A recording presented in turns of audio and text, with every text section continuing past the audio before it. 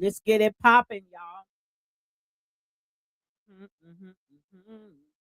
Yeah.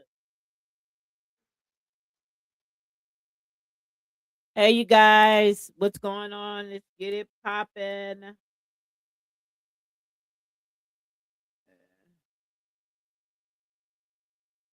Today is Monday, 2 o'clock. Let's get it popping.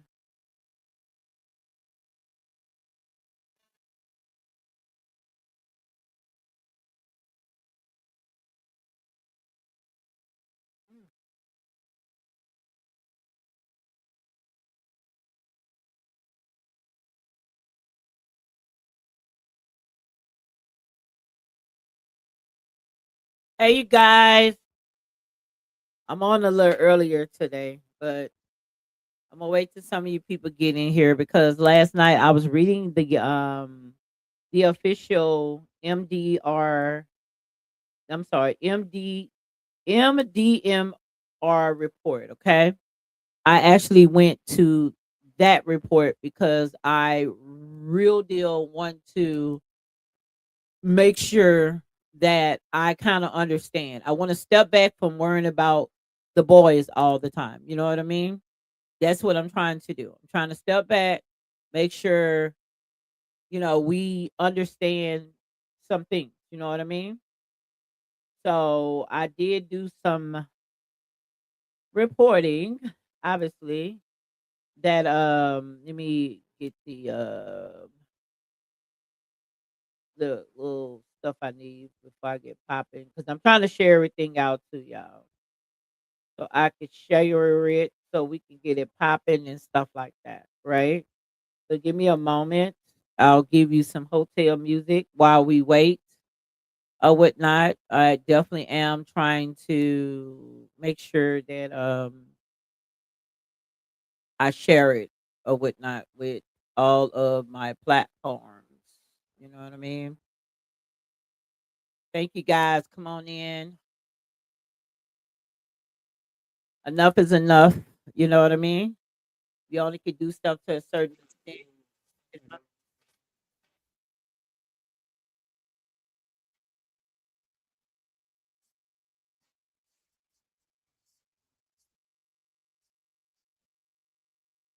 How do you share this thing?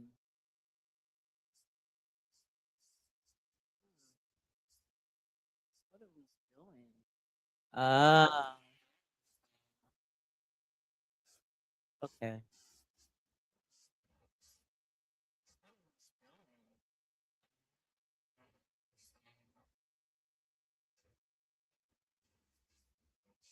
Feel like I'm echoing y'all. I'm trying to make sure I'm not.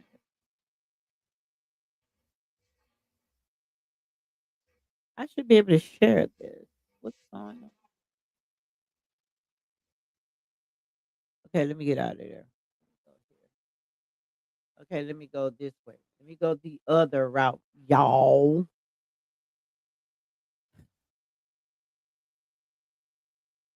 Y'all have 99 problems, and she ain't one. How's y'all weekend? You know? Okay. Hope everything went well over the weekend. I did a pretty good weekend. I made some good money, you know? Obviously I own my own little business. Why did I do that?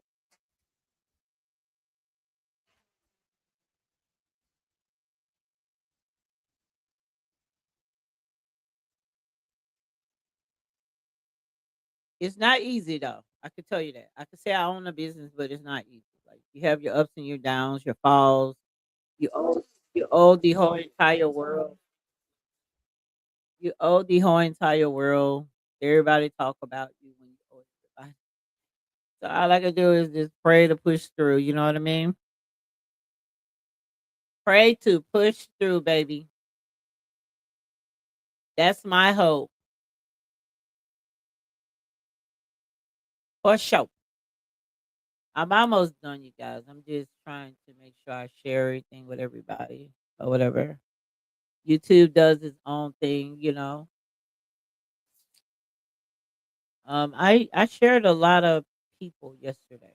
I was quite surprised that the girl Tisha, not that I have a problem with her or anything like that, but I just I don't know.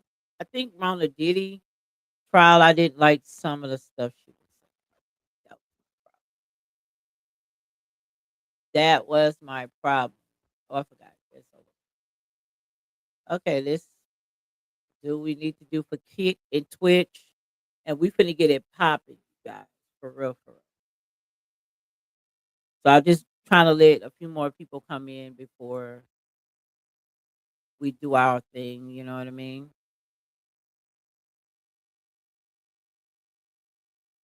I still got stuff from yesterday on like Kick itself. I don't know why. Did I not turn Kick off yesterday? Because I still have stuff on Kick or whatever. You guys, I definitely want to break down this BS when it came down to whatever. I see 12 people in here. Let's get it popping, you guys. Thank you.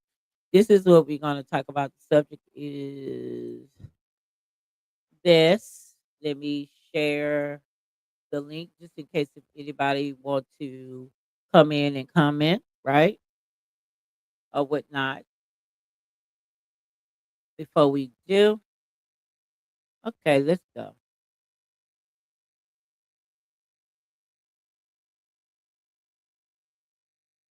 According to the official Mississippi Department of Marine Resources Marine Patrol report, incident number MP2607-0016, this case was documented as a missing person matter at the northwest tip of Horn Island, with MDMR assisting Jackson County, which was identified as the lead agency. Was notified late on July 4th that Nolan Wells was missing. It states that Nolan had gone to Horn Island with friends, had last been seen around 3 p.m., and that his phone was in a friend's truck. The report also says the friends had already returned from the island. Now, this is important. I'd say Nolan's phone was on the boat. It says his phone was in a friend's truck. That means, according to this report, Nolan was allegedly left on Horn Island without his phone while the other people had already returned. The report. Oh Lord, I'm sorry. I didn't mean to turn it off. Let's see what I According to the official Mississippi Department of Marine Resources Marine Patrol report, incident number MP2607-0016, this case was documented as a missing person matter at the northwest tip of Horn Island, with MDMR assisting Jackson County, which was identified as the lead agency. Was notified late on July 4th that Nolan Wells was missing. It Yeah, I states that want y'all to Nolan had listen gone to to this Horn Island with report. friends, It's very had different from last been what they've seen been around talking 3 about. p.m., and that his phone was in a friend's truck. The report also says the friends had already returned from the island. Now, this is important. I'd say Nolan's phone was on the boat. It says his phone was in a friend's truck. That means, according to this report, Nolan was allegedly left on Horn Island without his phone while the other people had already returned. The report then says Jackson County deputies spoke with several of the friends who traveled to the island with Nolan. According to what Jackson County told MDMR, those friends said Nolan was with an unknown female when they left, and that Nolan chose to remain on the island. Because of that information, Jackson County believed there was an immediate water-related emergency. The report says the working belief was that Nolan may have returned on another boat, but could not contact his family because he did not have his phone. Based on that belief, no further action was taken by that MDMR shift during the early morning hours. Later, MDMR officers tried to locate a young woman named Lane, had initially been reported as possibly being with the group connected to Nolan. But when officers spoke with her, she said she was not on Horn Island. She said she was on Petit Bois Island with a different group of friends, and she stated that she had not seen or spoken with Nolan in more than a year. So now we have a serious unanswered question. The friends allegedly said Nolan's the noun female, but the young woman officers actually went to question denied being there. This MDMR report does not identify another woman who confirmed she was with Nolan. The report also explains how the search unfolded. On the morning of July 5th, MDMR officers traveled to the northwest tip of Horn Island. Nolan's family, his former high school coach, law enforcement, Firefighters, aircraft, private boaters, and other search teams were involved. MDMR attempted to use drones, but the first launch attempts failed because of a software problem. A LAT imploded, but another flight ended abruptly after the batteries separated from the drone. The report says excessive heat caused the batteries to swell and further drone flights were canceled. Nolan was not found during those flights. The report also says sonar was used near the northwest tip of Horn Island, but those sonar results were inconclusive and the cause of bad weather. So the sonar search did not provide a final answer about whether Nolan was in the water or in that area. Then there is the GPS evidence. The report identifies two boats and says officers downloaded Garmin GPS data from both. One boat's file contained waypoints, routes, and tracks, which allowed investigators to build a timeline of its movement. According to that GPS timeline, the boat left the El Camino Rio Road area at approximately 9:56 a.m. on July 4th and arrived at the west tip of Horn Island around 11:01, owed the boat in a stationary position from approximately 11:15 a.m. until 4:30 p.m. At approximately 4:31 p.m., the boat began leaving the west tip of Horn Island. But instead of immediately traveling at normal speed, the report says the boat moved between approximately almost an hour, covering about 2.75 miles. At 5:25 p.m., the boat reportedly returned to normal operation and began traveling between 30 and 35 knots. The report does not explain why the boat moved so slowly during that period. It does not say whether the boat was drifting, stopping, searching, experiencing mechanical problems, navigating shallow water, or Guam. The boat then arrived back near El Camino Rio Road at approximately 5:44 p.m. It left again at 5:52 p.m., Thank traveled you. into Fort Bayou, and returned at 6:06 p.m. It departed again around 6:36 p.m., traveled through the St. Martin Bayou and Biloxi Bay Bridge area, arrived at the Fort Bayou boat launch around 7:19 p.m., and was later trailered to Cardinal Lane. Another important detail is that the GPS data was not downloaded until July 8th, 4 days after Nolan disappeared. The report says the boat owners gave officers permission to search the GPS units and copy the files. It does not say were seized immediately on July 4th. That does not prove that anyone altered or deleted anything, but it leaves important questions about who had access to the GPS units before the files were downloaded, whether the devices were forensically preserved, and whether investigators checked D data.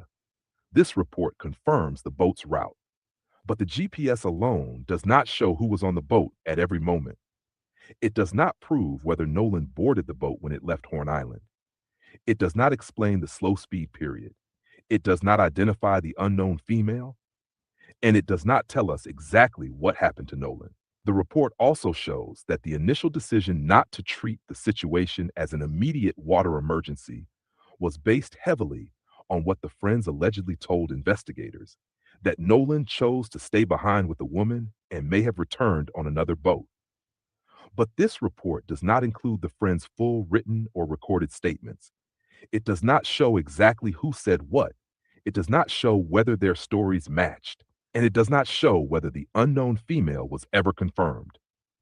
So, as we go through this report, we are going to separate three things very clearly: what the report confirms, what witnesses allegedly told Thank you for investigators, the and love. what still has not been explained.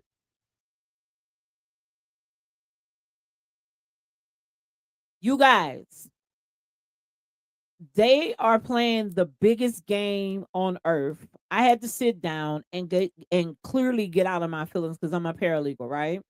And I had to say, okay, let's go see what the hell these people are saying on paper, right? So what you have to do, you have to take the paperwork and you have to look at what they're saying, look at the interviews, and you match what they're saying on the interviews because we did not, I mean, for me, I did not know another girl was told allegedly was supposed to be left with Nolan. It was a whole nother girl. Then they had unknown girl. See how they set things up?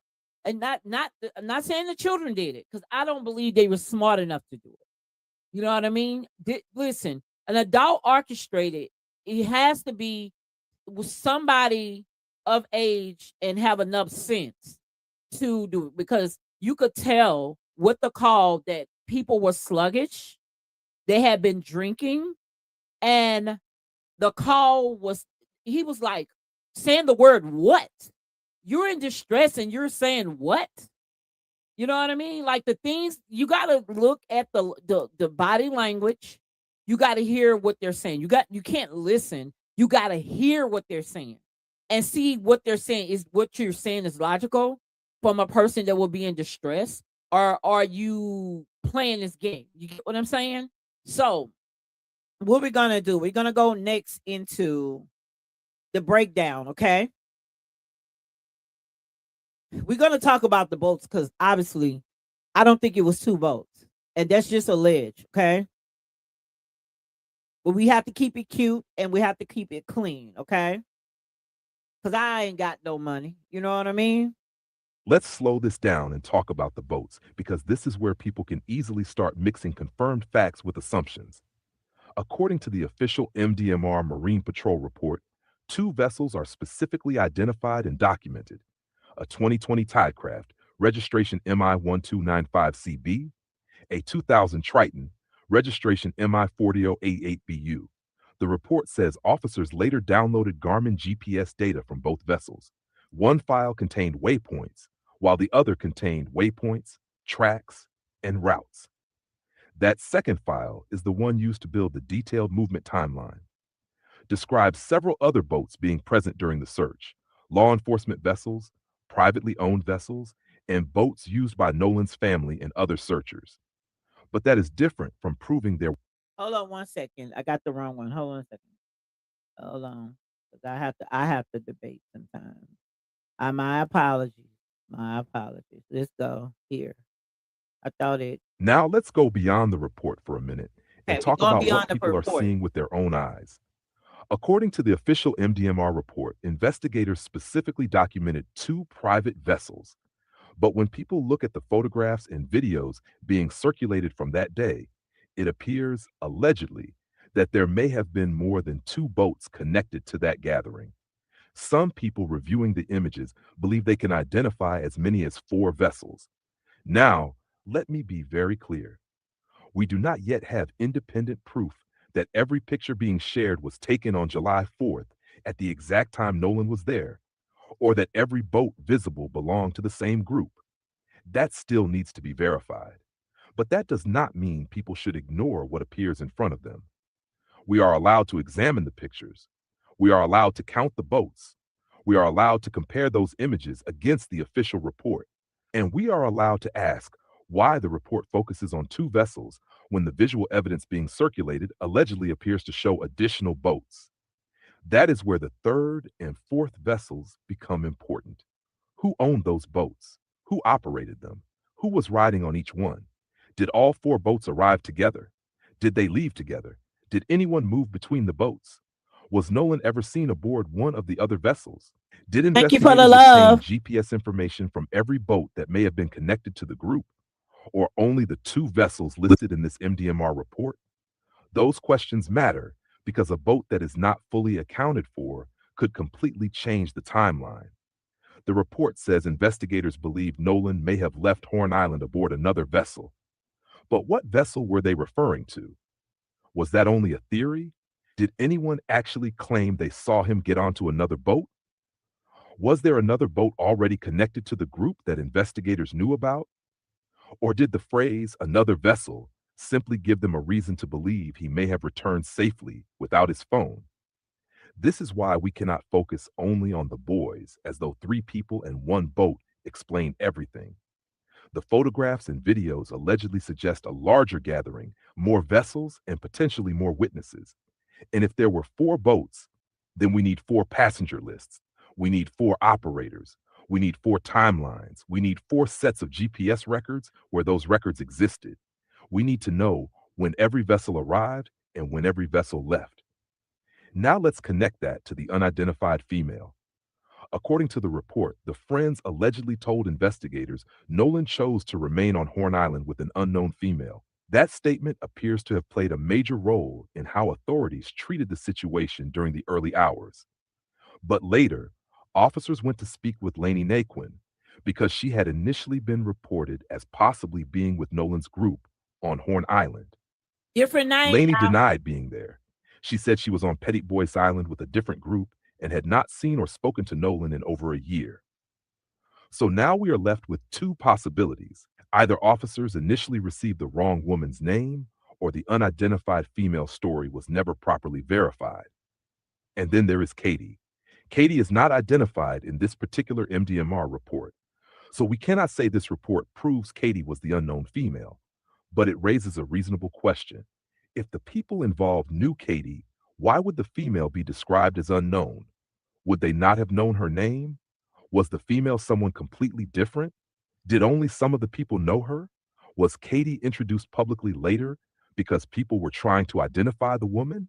Or was the original unknown female account inaccurate from the beginning? We do not have enough evidence to declare which explanation is correct, but we absolutely have enough to question the story. And when people say, "You are assuming," understand what we are doing. We are not announcing a verdict. We are examining incomplete evidence and identifying possibilities. That is what ordinary citizens do when they serve on juries. They compare statements, they study timelines, they observe photographs, they look for contradictions, they ask whether the explanation makes sense. We are not saying 4 boats are conclusively proven by this report. We are saying the photographs and videos being circulated allegedly appear to show additional vessels, and those vessels deserve to be identified and accounted for. We are not saying Katie was conclusively the unidentified female. We are saying that if the group knew Katie, describing the woman as unknown raises another question that has not been clearly answered. And we are not saying the unknown female story was definitely fabricated. We are asking whether it was verified, because the first woman officer's question denied being there. That is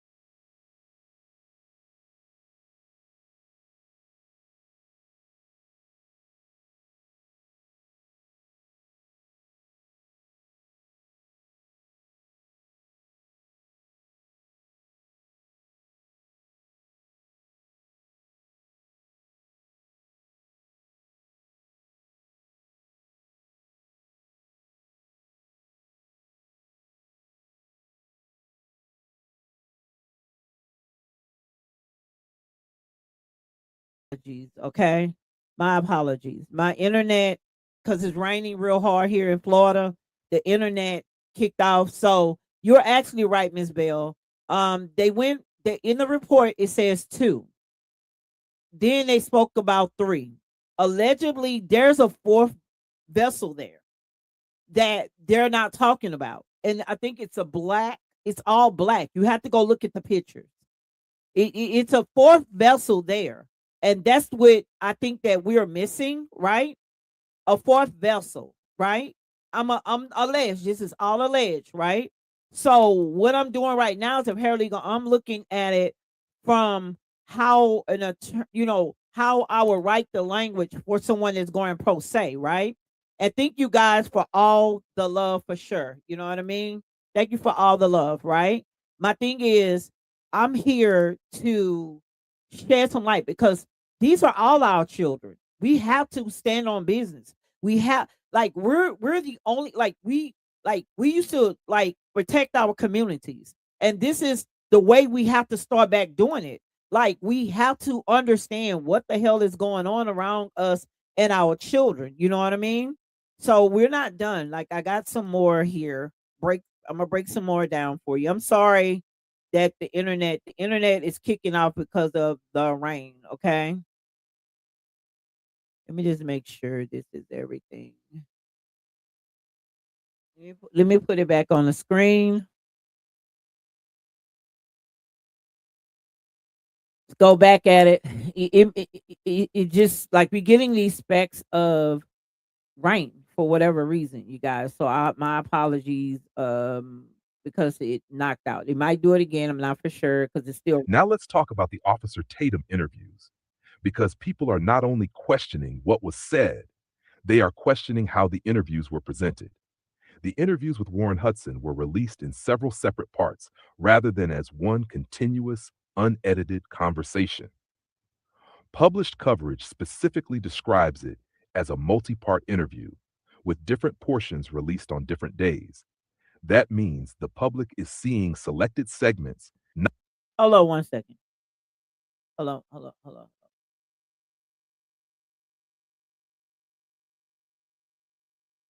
on one second. Hold on one second. I'm sorry. Let me make sure. Okay. Yeah, I go. Let's get something straight before we go any further. We watched the clips ourselves. We saw where the video jumped. We saw where questions were asked. Then the footage cut, and suddenly we were hearing an answer without seeing the full exchange in between. That is not the same as watching one complete, uninterrupted interview. We are not talking about the fact that he released the interview in different segments. We understand that. What we are talking about is the editing inside those segments. There are moments where it appears the video stops, jumps, or cuts before the person is allowed to fully answer. Then the video resumes somewhere else in the conversation. So the audience is left asking, what happened during that missing space? Did they finish the original answer? Was the question asked again? Did someone stop the conversation? Did anybody speak to them off camera? Did they have time to rethink or correct an answer? Was part of the response removed? Were the answers placed in the same order they were originally given? We cannot answer those questions because we were not shown the raw footage. And let me make something clear. Seeing an obvious edit does not automatically prove coaching. But once the interview is edited that way, nobody can honestly claim that the audience saw the complete conversation. We didn't. We saw what somebody selected, arranged, and decided to publish. That is why people are questioning whether the boys were given time to regroup or come back with different answers. That is speculation, but it is speculation created by the visible gaps in the video. If you want the public to believe these interviews settle anything, then release the entire recording. Start with the first question and let it run continuously until the final answer. No jumps, no missing pieces, no selected clips. Now, we also need to discuss the pictures being used to support the story. People keep presenting certain photographs as though the time, date, location, and circumstances have already been independently confirmed. But have they? Who took each picture? What date was it taken? What time was it taken? Where exactly was the photographer standing? Who is visible in the full uncropped image? Is there original metadata? Was the image uploaded directly from the original device? Or was it sent through several people first? Has law enforcement authenticated it? Because a photograph may show people in boats, but without authentication, it does not automatically prove when that picture was taken or what happened before and after it. We cannot simply accept this picture was from that day because somebody said so. That is still a statement that needs to be verified. And the same standard applies to Officer Tatum. Just because he presents something as factual does not make it independently proven. He Right. interviewed people connected to one side of the story. He selected what footage the public saw. He decided how the segments were edited and presented. That does not mean everything said in the interviews is false, but it also does not mean we are required to accept every statement as confirmed fact. An interview is a person's account. A photograph is a piece of potential evidence. A video clip is a selected portion of a larger recording. None of those things should be treated as the final truth until they are compared against the full evidence. That includes the official reports, the boat GPS records, the complete passenger lists, the original photographs and metadata, phone records, witness statements, 911 and Coast Guard audio, the full, unedited interviews, and the timelines from every person who was present. We are not dumb, and we are not going to pretend an edited social media interview is the same thing as a complete investigation. We are going to look at what is actually shown. We are going to point out what is missing. We are going to compare one statement against another. And we are going to separate three things very carefully: what has been verified, what somebody claims happened, and what the public is still being asked to assume. Because he said it is not proof. She said it is not proof. And I showed you a picture is not proof, unless we can establish when, where, and under what circumstances that picture was taken. So the question remains, why not release the raw footage and the original verified evidence? If the complete material supports the story being told, then the complete material should make that clear. Very much clear, you guys. They, when I tell you they are a mess, they're the mess. They are a mess. We just gotta learn how to take care of our own communities. That's just that. Even though they people get on my nerves, I'm still Now down let's with the talk program. about the actual dialogue in these interviews and why TikTok users are pulling the conversations apart line by line. People are not just reacting emotionally. They are comparing what Warren says in one portion of the interview with what is said in another portion, then comparing all of that against the official report, the GPS timeline, the pictures, and the account connected to Katie. The first issue is the way the interview presents Nolan's decision. The boys' account, as presented publicly, is that Nolan chose to remain on Horn Island because he was with a girl and expected to return with someone else. That version makes it sound like Nolan made a clear, deliberate decision to separate from the people he arrived with. But the account attributed to Katie's sister is different. According to published reporting, Katie believed Nolan was preparing to get back on the boat with the same group he came with. Her sister said Katie assumed that the friends who were calling Nolan toward the boat would not actually leave him behind. That is not a small difference. One account says Nolan clearly chose to stay with the girl. The other account says the girl believed Nolan was leaving with his friends. Those two versions do not comfortably fit together. So TikTok users are asking, did Nolan actually Thanks for the say, love. leave me here, I have another ride? Or was he still talking while everyone assumed he would eventually board the boat?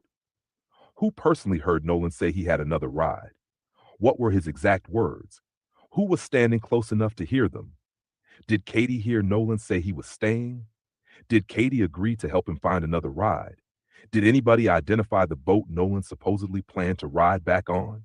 Because saying, he said he would catch another ride, is only a claim until the person who heard it is identified and the statement is compared with everyone else's account. Now, Katie has also been pushing back against parts of the public narrative through information connected to her and her family.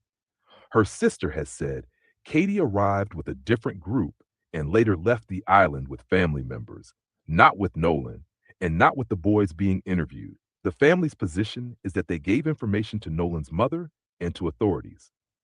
Published reports also say Katie has not been accused of wrongdoing.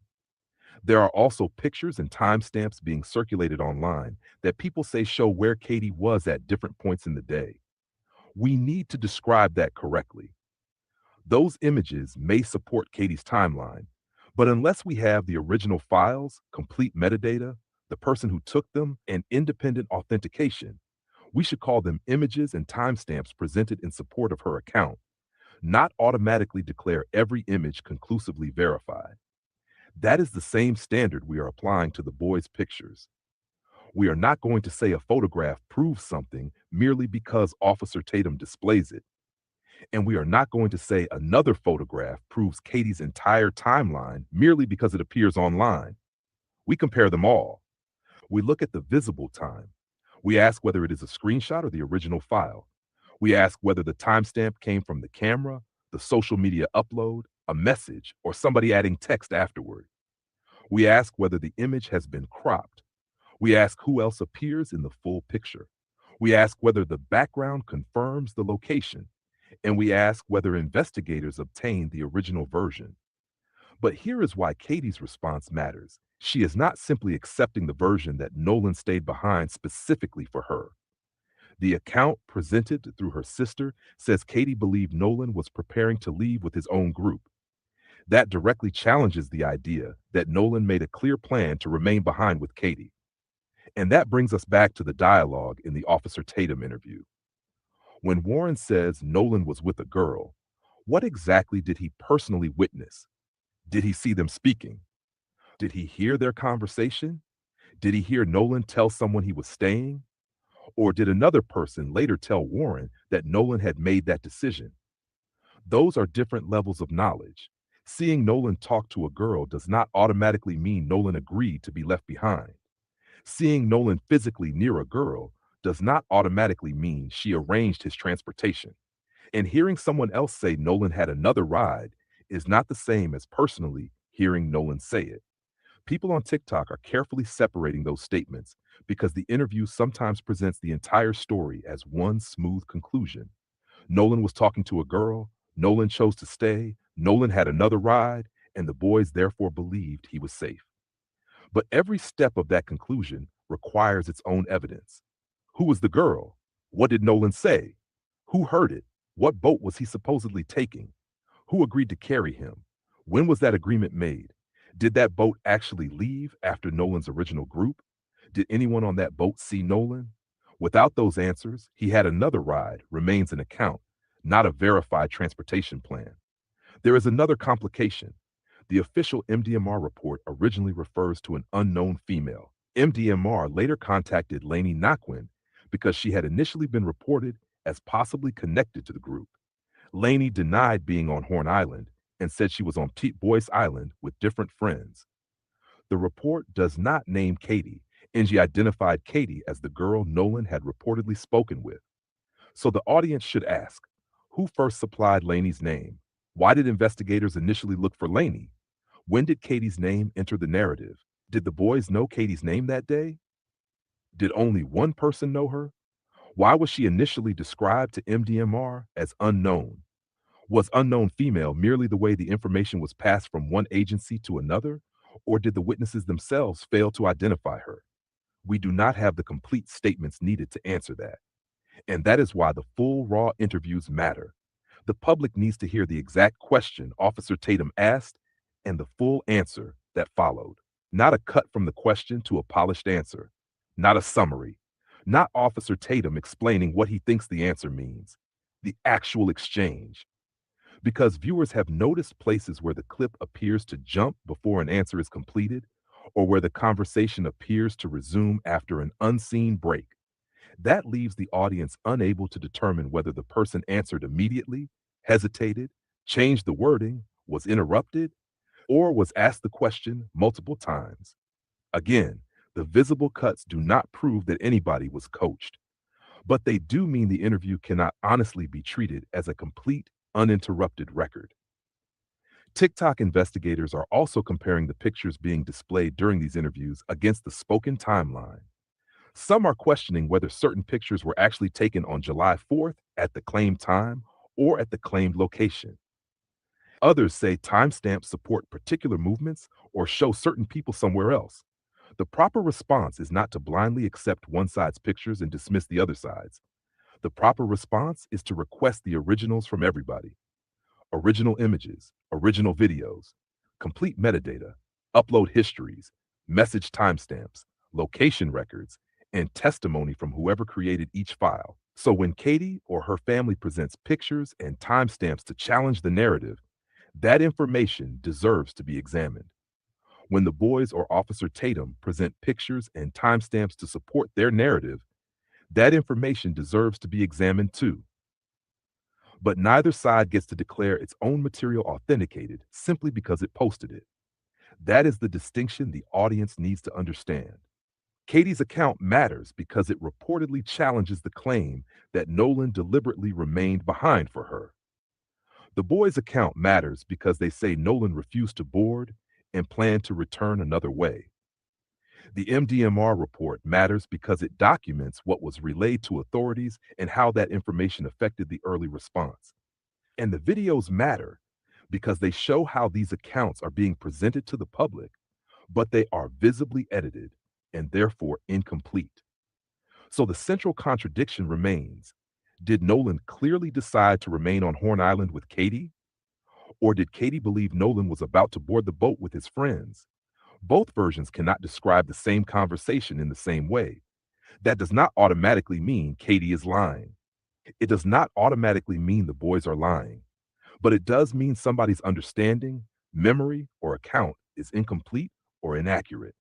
And until we reviews original pictures, verified timestamps, full witness statements, and complete boat records, nobody should present one edited interview as if it settled the entire case. Amen. Let's get with the business, y'all. Let's get with the business, okay? We finna get see what they got going on the internet street. You know what I mean? Let me see. Okay, here we go. Let's go and see what Tisha got to talk about. Are Interview. you That was everything they get, and you still couldn't get it, and you still didn't make any sense, and it made things okay. And if that is the version of the truth that you can offer us, that I don't know what just happened. Oh, it's raining again, Lord. They might kick my internet out again, Lord Jesus. doesn't make any sense, doesn't add up, filled with things, and you're looking like American Psycho with not a lick of emotion, and that's what you want us to swallow as well. Case closed, case solved. Do y'all think we're stupid? What is going on?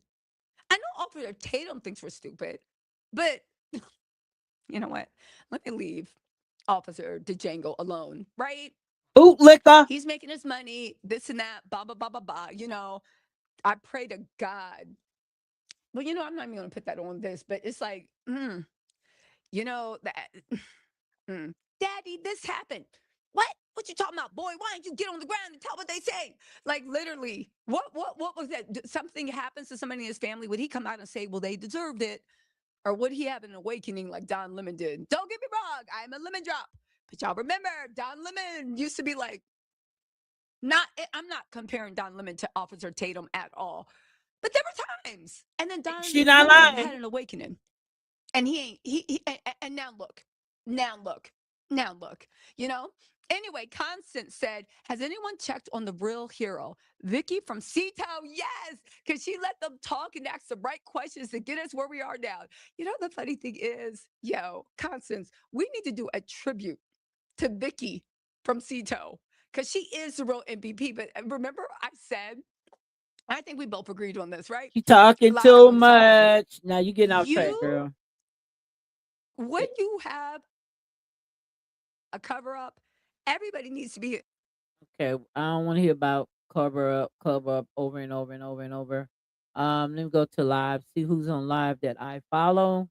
Let me go to Lakeisha because she talk with more. It looks like don't feel comfortable signing a warrant against this woman's son. Ooh, Okay. So that therefore they're leaving it up to the grand jury. This is what they say. Okay. But I want you guys to understand they have stated this before time and time again that you can indict a ham sandwich. Let me make sure you guys understand that. A grand jury is one-sided. You know how when you go to court, if you're convicted of something, you get to come to court and get your lawyer and bring in witnesses. Yeah, you don't get to do that with a grand jury. It's one-sided. It's the prosecutor. y'all, thank y'all for the love. I want to verbally say it, even though I'm putting it in the chat. Thank you for the love. Like I said, this is now my 14th live. I'm so excited. Like I said, shout out to my Twitter friends. Like they don't even well X. I'm sorry, X. Shout out to them. Shout out to my ex friends. Shout out to my Facebook friends. Gossip column, y'all be on point. I am so sorry I brought y'all to the party late, but y'all been showing nothing but love yourself. Shout out to YouTube. And also Twitch. You know what I mean? Kick, I gotta get that together. I'm on to Kick just as well. But thank you guys for all the love. I hope that y'all were able to understand because now I'm putting on because I'm a paralegal and what I'm doing right now, I'm not going to go emotionally in it because dealing with these people, you can't. You have to use their system to beat them. And that's how it works because they don't go by the law. They go by a lot of policies that are written and whatnot, stuff like that, right? So that's why I said, okay, let me put this together. Let me make some sense of it so I won't forget. Okay. So thank you guys. We're finna go ahead and get into the streets of the internet and see what's going on. Okay. Presenting his or her evidence to the grand jury. So they can pretty much say whatever. They can present it however they want. You don't get a say in that. So what that means is, the grand jury can put forward an indictment. I don't have I'm to. just going to tell y'all what I believe. I don't believe nothing is going to happen because if they wanted something to happen, they do not need a grand jury for that. They don't need a grand jury. They have probable cause. And y'all, they probably putting trying to put the blame on the grand jury. However, you can go against that too. There's laws for that too. So you have to listen. You got to learn how to be your own damn lawyer. When you're getting in trouble or you get into situations that you know you didn't do something, you have to just like you went to that job and learned every aspect about that job. You have to learn every aspect and stop leaving your life into lawyers' hands who don't give a damn because half of them are kin. Okay. So I'm just letting you know that. Enough to pretty much get a warrant. It could be a situation where these people feel like, listen, I'm friendly with this lady. I know this lady. So I don't want it on my hands that I put these charges on her son. Like that. So perhaps they're doing it to say, okay, we're going to put it in the hands of the grand jury because therefore, if the grand jury does it, we can just be like, listen, we didn't have nothing to do with it. We just presented it to the grand jury. But I want y'all to understand, I have a bad feeling about this because justice is justice. It doesn't matter who it is. Just like Ben Crump said, listen, Ben Crump says, I want to find the truth no matter who it acquits or who it, what he say, acquits or exonerates or who is held accountable for doing whatever it is that they do. But essentially what the district attorney is saying is she doesn't want to be the one to go to the level of getting a judge to do whatever they need to do to put a charge on this person. They don't need a grand jury to do it. I just want y'all to know that. I tried to, who is this? Smitty. I tried to research where grandpa got all the power from besides owning the boat company. There's no record of who his parents are.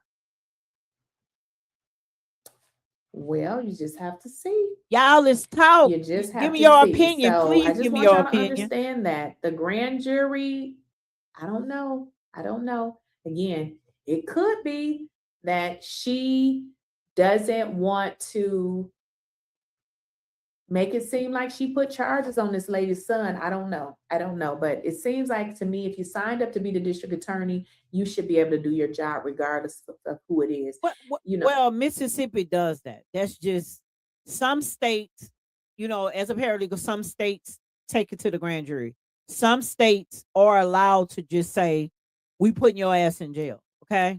So it's not far-fetched on what Mississippi, the way that they operate. Okay. They've been operating like that. It don't matter who you are. Okay.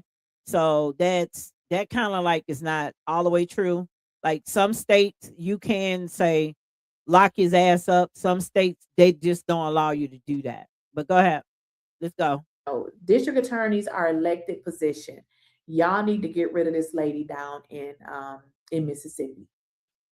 I mean, I feel like in an investigation, I understand, there's some things that they can't tell us. And also the But feds can go in there yeah, and I do feel it like a they cleanup, could say a y'all. whole lot more than what they're saying.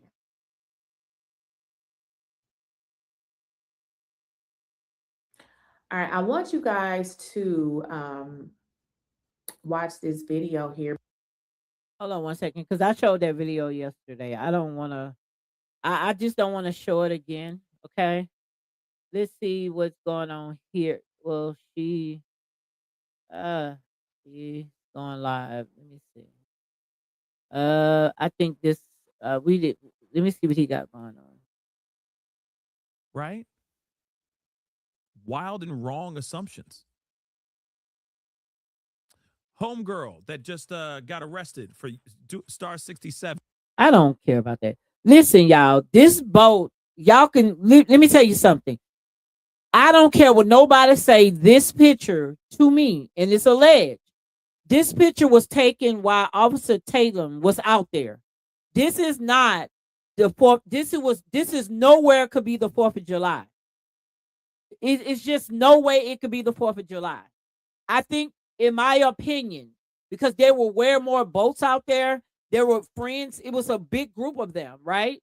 In the report, it says 2 boats. He get on a actual podcast, said it was 3.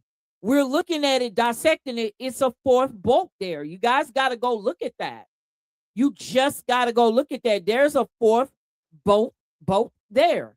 It's a black boat that obviously, like, I forgot what the boy name. He had one boat and he asked his friend, could he pick up people? Like, something happened to another boat. Something happened. I don't know what happened, but I believe, and this alleged, there was a 4th boat that we're overlooking. Okay. I wish I could find the video. Let me see if I can find the video of the girl. Hold on a second. She talked about the 4th boat. Oh shit. Hold on a second. Let me go back to, is Tisha off? Yes, she's off. Hold on a second. Let me go back to all videos. Okay, she's still alive. Hold on a second. Let me go to her page. I don't want to hear her nonsense right now. Honeypot that appears to maybe be Hold on, let set me up go to get to my it. Let me let y'all opinion by see state why officials. I'm saying And what the I'm saying, okay? Let me let y'all see exactly why I am saying what I am saying. This from yesterday, 5 minutes ago, not that, 17 minutes ago.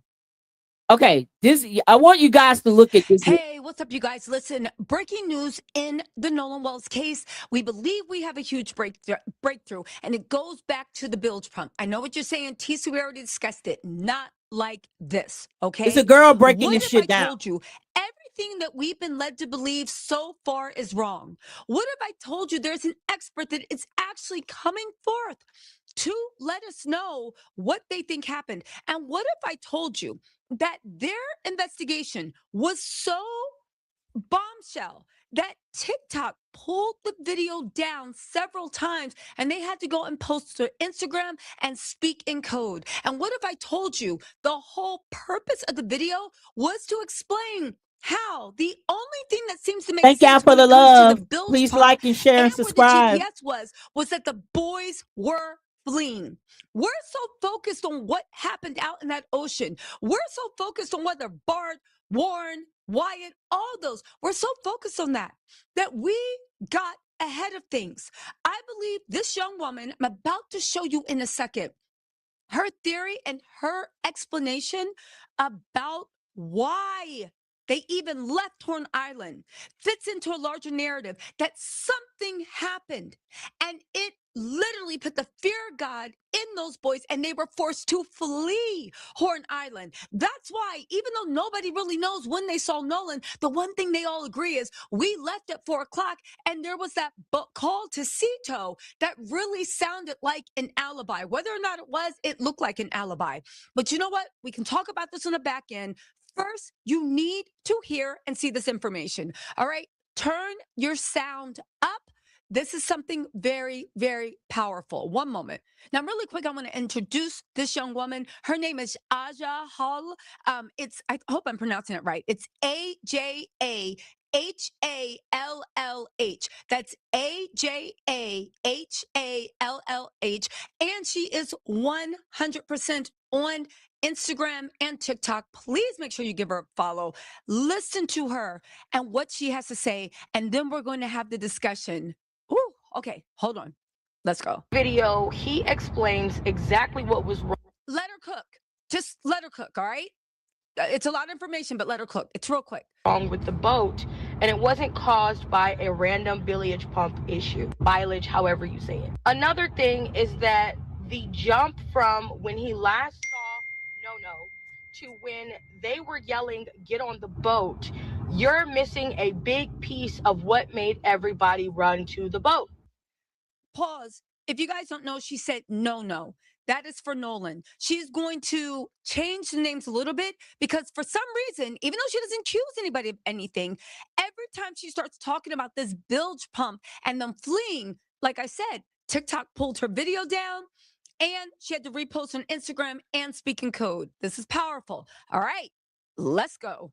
W also admits that the boy's name who writes with Smart started yelling at No. He also admits that throughout the day, they were all picking on No for being with that girl. And the moment, W says, the moment that girl and No sit in front of Smart's boat, Smart starts yelling at him all of a sudden out of nowhere, "Get on the boat."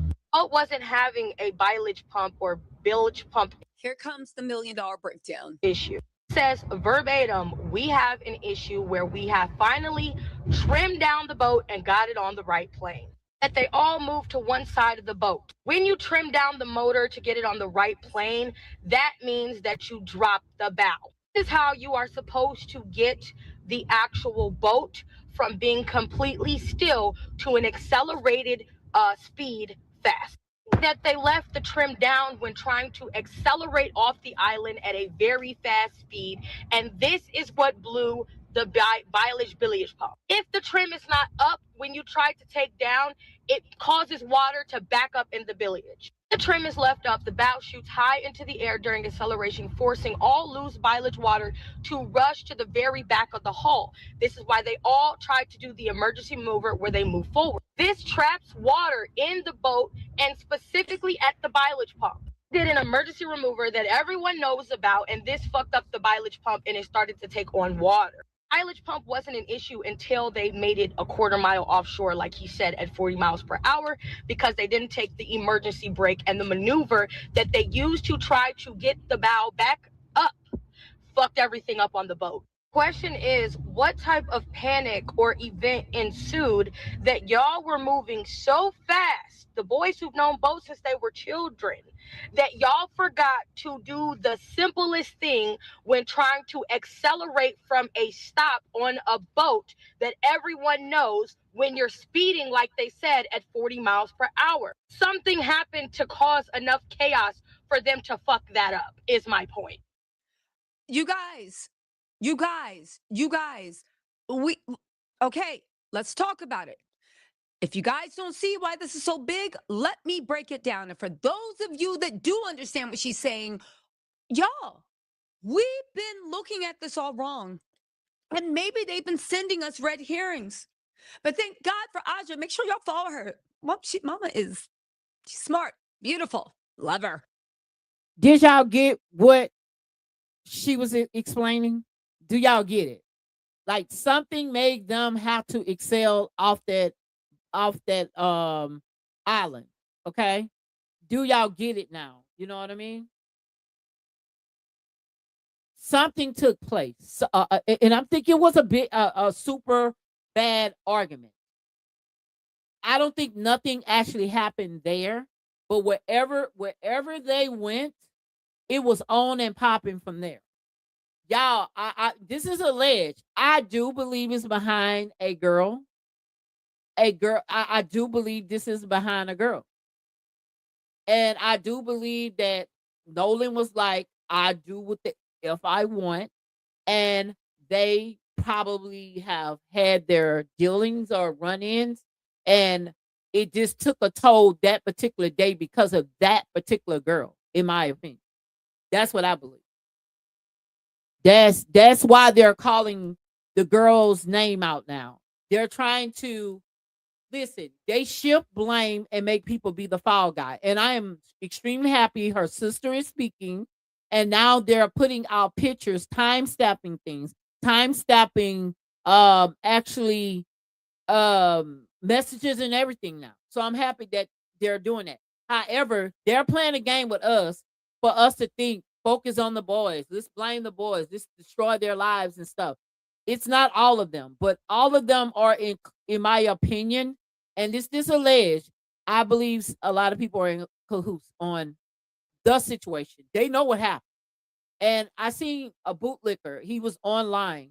He said he was a barber, and God knows, I don't know why barbers. You're the main person that take care of a person's hygienes, and you're the last to take care of your own hygienes for yourself. I don't y'all. I'm not even lying. You know what I mean? Like a lot of barbers take care of males' hygienes, haircut, facial, wash your, everything. But when you see a lot of the barbers, the actual barbers that are, I don't know what you call that. I don't want to talk about wages and stuff because that's not right. But their hygienes are not good. Not at all. A lot of them hygienes are not good. And he pissed me off. That's what I'm talking about. But anyway, let me get off a t-shirt. It's another one. Hold on 1 second. Let me find that one. This is another lady. Dang, I don't know. I had it yesterday.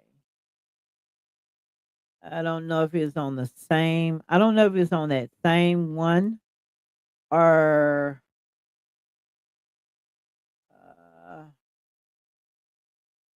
she explained the 4 boats, right?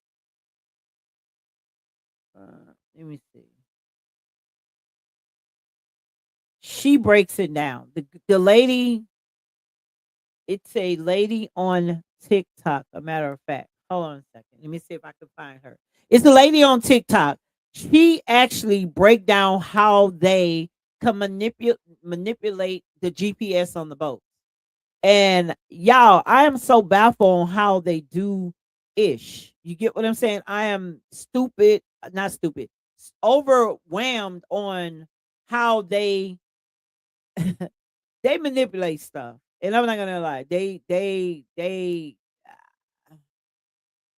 be manipulating stuff. I want to get off you, girl. Let me get off you. Let me see. Nolan Wells report. No, I don't know who that is. Get off you, boo boo.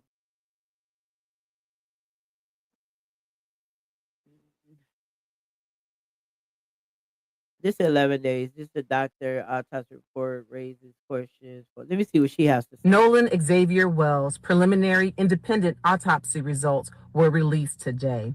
I'm Dr. Frida, and I had the honor of being a guest on the Don Lemon Show this morning as attorney Ben Crump's presentation of the results streamed live. And I gave my real-time reaction as soon as the autopsy results were released. And then just this evening, I was on the Joy Reid Show where we further discussed the autopsy results. I'll give you a brief synopsis now. The cause and the manner of death for Nolan Wells at this time is undetermined due to a need for further investigation, according to the preliminary independent autopsy results. There were some significant findings. One was a 12 by 8-inch lesion on the back of the head, the occipital region of Nolan's head, and it was reddish in color. We don't know why he had that lesion. Could he have had blunt force trauma? Could he have had an intracranial bleed? We don't have enough information. We do know that according to the report, there was no skull fracture, but we don't have enough information from the brain to know if there was trauma. And it is possible for this to have been a post-mortem change of blood and fluid that just pooled to the back of the head. That's a possibility. The anterior neck was missing. And when I say missing, I mean that the original medical examiner, the Mississippi medical examiners, actually held back the front of the neck. And according to Dr. Mitchell, the independent examiner, he said that it is not uncommon to hold back interior neck structures if there's more investigation to be done. That being said, on this independent autopsy result, we weren't able to know what the hyoid bone looked like. Was it fractured? Were there signs of asphyxiation and strangulation? We don't know that. We also, on this independent examination, don't have a clear picture of what the lungs looked like. Was there water that entered the lungs prior to Nolan's passing, which could indicate a drowning? Or were the lungs completely empty, which could indicate that he was already deceased before entering the water? We do know that according to the independent autopsy, there were no broken bones, no skeletal fractures, no overt signs of bruising or trauma on the body. There are still a lot more questions to be answered, but here we are. We got the preliminary independent autopsy report before getting the original autopsy report from the Mississippi Medical Examiner. I'm Dr. Frida. If you enjoy up-to-date medical information like this, please give me a follow and subscribe. Nolan Xavier Wells, preliminary independent. No, baby girl, we got to get on TikTok because we got to go get where the thugs at. I'm sorry, y'all. We got to go where the thugs at, y'all. They don't play over there.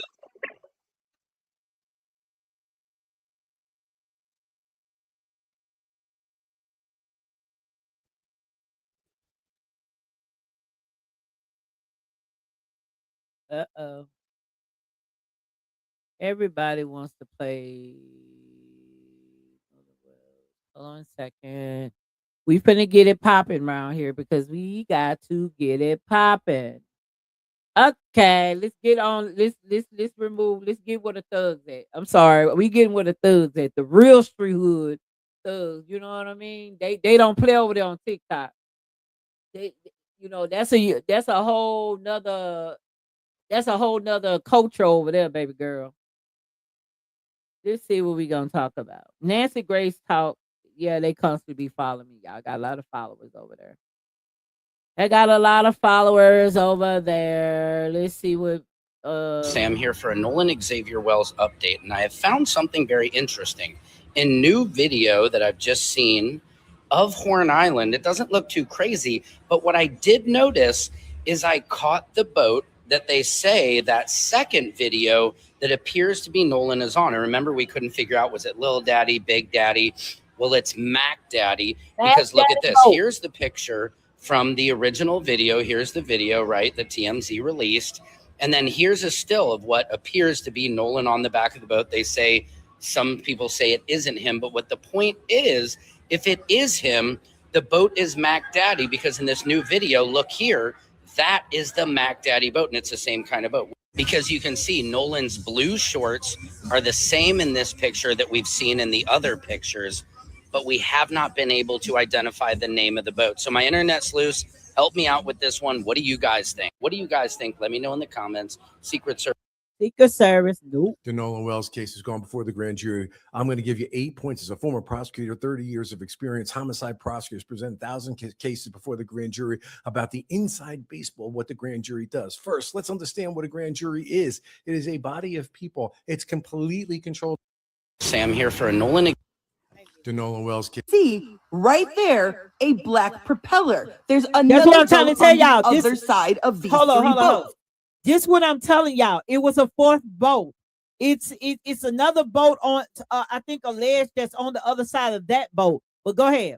And given the lack of the name on the boat and the black propeller, I'm going to assume the Palm Beach is on the other side, Which is a good. means there's 4 boats. Sorry about that. Let's just rewind this really quick. Hold on. Right there, a black propeller. There's another boat on the other side of these 3 boats. Okay. And given the lack of the name on the boat and the black propeller, I'm going to assume the Palm Beach is on the other side. So now we're looking at 4 boats. But hold on. The evidence gets even clearer. Hold on. Which means there's 4 boats right here. Then I rewatched Warren's interview. I woke up at my buddy's house, and we went to McDonald's, got food. No one was not with me, and I went and got breakfast. I had my buddy's boat hooked up to my truck, and well, first I ran to my house, then I went to McDonald's and came back, and the boat was already hooked up to my truck. My buddy Wyatt and I went, and with my buddies, we went, filled the top of the boat off, loaded it down with ice, and just got everything ready. Then Wyatt went and put his smaller boat in the water, which is the Palm Beach. He's an 18-foot Palm Beach, and I drove the boat from 4-body boat launch to my buddy's grandparents' house, and that's where we all plan to meet up that day. So Wyatt had his buddy's boat already hooked up to the back of his truck. He said he and Wyatt and his other buddy went and got ice and filled up the boat. And Wyatt went and put the Palm Beach, his smaller boat, into the water. And we know there was a second boat, the Triton, that was driven by Wyatt. Wyatt had 2 boats in the water. Who was driving his other boat? Exactly. Again, who was driving the other boat? If he, according to this phone, Y'all, it's 4 effing boats. That's what we've been missing. It's 4 effing boats. It's one boat it's not accountable for. And oh, Lord have mercy. little evidence you just saw now has 2 boats in the water. Nolan was on Wyatt Pyron's 22 Triton. On the way out, I went with my buddy Bart because we had a lot of friends from college coming down, and I called Bart that morning. I was like, "Hey man, can you take your boat out?" And he was like, "Yeah, well, my dad's decided not to go, and I'll take the boat and I'll take you and your friends." Of course, I mean, he's a buddy of mine. And so Bart pulled up at the dock, and hold up, let's go back. This is all alleged. Y'all not gonna get me. I mean, I rode out there with Bart and a lot of the girls that go to college with my friends and I, and Nolan rode out on the Triton, and then we had a Palm Beach, 18 Palm Beach. There was 4 guys on that. There was like 8 people on the Triton, and then there was 8 or 9 people on the Triton, and then there was the rest of the group, which was probably ranged from maybe 10 to 15 or 16 people. Now, wait a minute. So Warren already had a boat hooked up when he woke up that morning. I'm assuming that that had to be the Triton that was hooked up, right? Then he said that Wyatt went and put his smaller boat, the Palm Beach, into the water. Then Warren said that he was the one who drove the Palm Beach to their friend's dock. Assuming that Wyatt drove the Triton to the dock and Bart drove his own boat to that dock, who drove the Palm Beach out to the water then? Because he said that he got a ride in with Bart, even though at one point during the interview, he said all of his stuff was on the Palm Beach. So it sounds to me, let's see, right there, a black propeller. There's another boat on the other side of these 3 boats. And given the lack of the name on the boat and the black propeller, I'm going to assume the Palm Beach is on the other side. Which is a good... means there's 4 boats. Sorry about that. Let's just rewind this really quick. Hold on. Right there, a black propeller. There's another boat on the other side of these 3 boats. And given the lack of the name on the boat and the black propeller, I'm going to assume the Palm Beach is on the other side. So now we're looking at 4 boats. But hold on. The evidence gets even clearer. Hold on. Which means there's 4 boats right here. Then I rewatched Warren's interview. And I woke up at my buddy's house, and we went to McDonald's, got food. No one was not with me, and I went and got breakfast. I had my buddy's boat hooked up to my truck, and well, first I ran to my house, then I went to McDonald's and came back, and the boat was already hooked up to my truck. My buddy Wyatt and I went, and with my buddies, we went, filled the top of the boat off, loaded it down with ice, and just got everything ready. Then Wyatt went and put his smaller boat in the water, which is the Palm Beach. He's an 18-foot Palm Beach, and I drove the boat from 4-body boat launch to my buddy's grandparents' house, and that's where we all plan to meet up that day. So Wyatt had his buddy's boat. To Nolan Wells. See, right there, a black propeller. The viral debate, Tyndall said. Now y'all understand what I mean, that there were 4 boats. At first, the actual initial report said there were 2. Then they got on there in the interview, said it was 3. Then if you listen to them well, it was actually 4 boats. It's just they play so many games. They talk over your head. And Lord, they've been doing it for so long. And this is all alleged. However, go look and listen to these interviews. Go really dissect that interview. You're going to see it was really 4 boats. Oh my God. Wait, is TMZ Harvey working for Nolan's friends? I don't know about that, but I do know he just went toe-to-toe with this popular YouTuber, Trent Out Loud, and Trent Out Loud basically got him to, what many say, expose a lie, or they saying like Harvey told a lie in this exchange. I thought Harvey was going to want to fight in a minute. Wait, listen to this. This is crazy. Shout out to Trent Out Loud. You know, how do we know when that picture was taken? We have no metadata. We have no proof. How do we know that? And also, well, no, but what the video? It's not a pic. We're talking about. Well, he put out pictures and video. I know, but the video, we can align the video with the distress call, and he wasn't on that boat. Yeah, but Harvey, how do you know? Has former Officer Tatum, has he provided you guys with the metadata? Do you know 100% when that video and those pictures were taken? Can you? I think those pictures was taken that day when they was doing the interview, y'all. July the 4th. That's what we have concluded based on everything we've looked at, metadata, talking to people, and aligning it with the distress call. Yeah. Now, look. Many people are saying that Harvey didn't get the metadata. Okay, so now there's this. This is a Nolan Wells update, by the way. There's a new video that just surfaced from the day that Nolan Wells disappeared. All right, check this out. TMZ got this video, and it is timestamp 2:23 that afternoon. I'll tell you. So I went back and watched Warren's interview to see exactly what he said about this part, because a lot of people online are saying, why would the friends tell the police, again, in this part right here? I realize that some of you all will follow anything without. Nolan Wells case cover-up has just dropped another bombshell. Let's talk about it. Nolan Wells case cover-up is not going. Warren, you're caught up in another lie. Watch this. Because they were like, "Bitch, gonna go with Katie." If these photos of Katie, Nolan Wells' friend, are legitimate, then the timeline has blown up. I'm going to show you guys. We're bringing you home today. Screen record, do whatever you got to do. Y'all get this video. Make sure it is saved. There's this TikToker who goes by the name of J Megan, and she went in. I'm talking about she do a lot of research. She do a lot of investigating. We still gonna keep everything all alleged, but the video is nowhere to be found. I found the video because somebody else is reacting to it, and I want y'all to get it, save it. Okay. Because this is obviously she's on to something, because this is what earlier part of the video, I went and got this to understand what was said prior to all the rollout of videos that took place. You have to get this to understand the bullshit that is being said to y'all. Y'all got to understand this is a page out of a 1977. The three doctors came up. If you came up with this this for I can't even say it. God damn it, but they came up with I don't want to say diagnosis. They came up with this saying. I'm gonna use the word saying of research, right? Saying that if you say it 3 times, even if it's a lie, you guys would begin to believe it. Even though you see the truth, all I have to do is say it to you 3 times, because it changes over time, each time. And your mental, whatever's in your brain, how your brain is wired, you will begin to start believing it for whatever reason, even though what you're seeing is factual. So here we go. Scrubbed from her page. It ain't on her page. So I'm gonna be quiet and I'm gonna just let it ride out. I believe she's saying something important. I want y'all to listen to how she mixed Tatum into some big wigs, and she got some important people in here.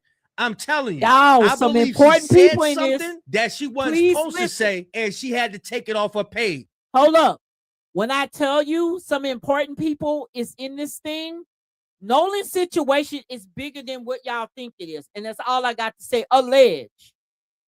Check it out, y'all. Before I dive into this video, I want y'all to go follow J Megan. She's been on this Nolan Wells case since the beginning, and she's very great in finding details, discrepancies, lies. She's very well diverse in connecting the dots. She knows exactly how to do it. She has time for the research. She goes in depth with it. And I want you all to, and I'm gonna shorten the video, so if you really want to go see the entirety of the video. Look what somebody say. They took this off of her page. Oh, really? That's why I said this video is important. It's very important, y'all. I'm telling you, this joint is important. Go to J Megan's page and you can find it.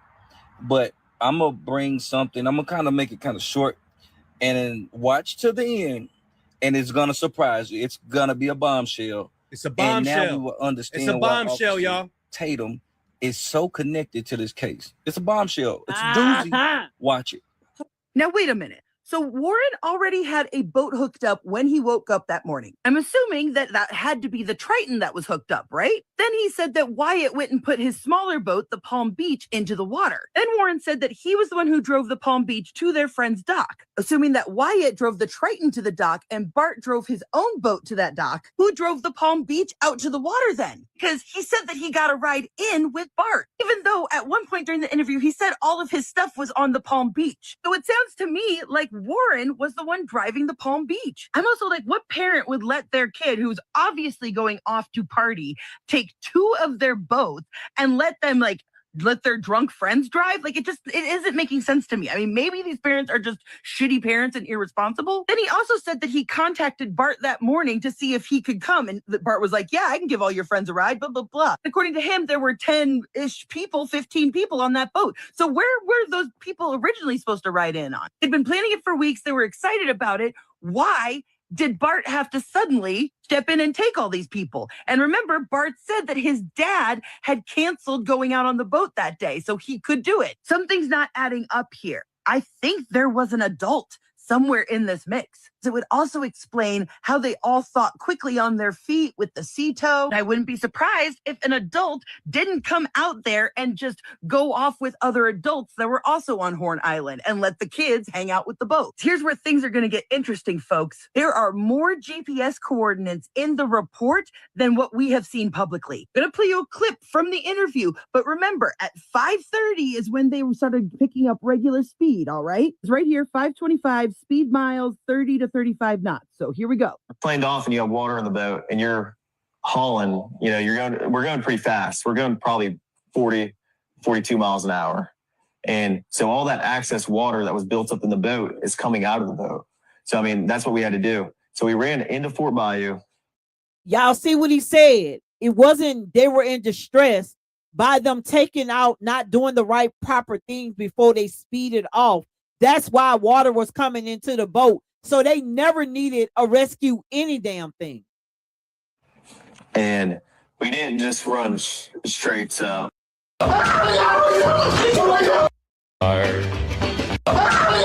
Screen record, do whatever you got to do. Y'all get to this case. It's a bombshell. Blah, blah, blah. According to him, there were 10-ish.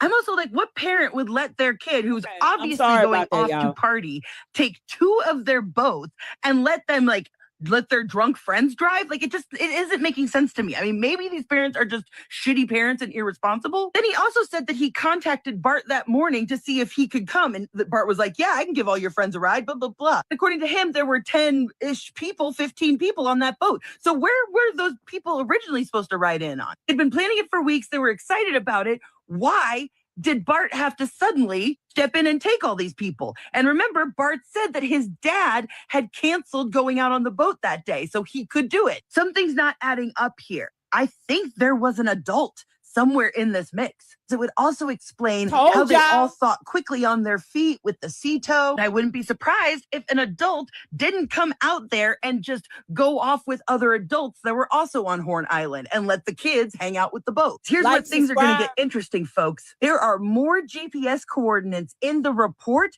than what we have seen publicly. I'm going to play you a clip from the interview, but remember, at 5:30 is when they started picking up regular speed, all right? It's right here, 525, speed miles, 30 to 35 knots. So here we go. Planed off and you have water in the boat and you're hauling, we're going pretty fast. We're going probably 40, 42 miles an hour.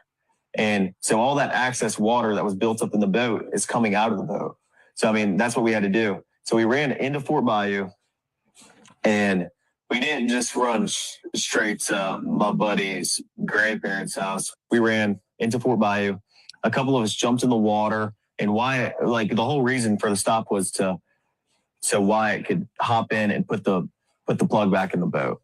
So Then after that, we went and docked it, and I went back to my buddy's house, and we ate and, napped for a little bit. It was a long day at the odds. Now you heard him. He said that they took off going 40 miles an hour and they didn't go to his buddy's grandparents' house, but they went to Fort Bayou to go do a plug thing. Except right here, 5:44, vessel arrives at El Camino Road. 8 minutes later, then it departs from El Camino Road and headed east into Fort Bayou.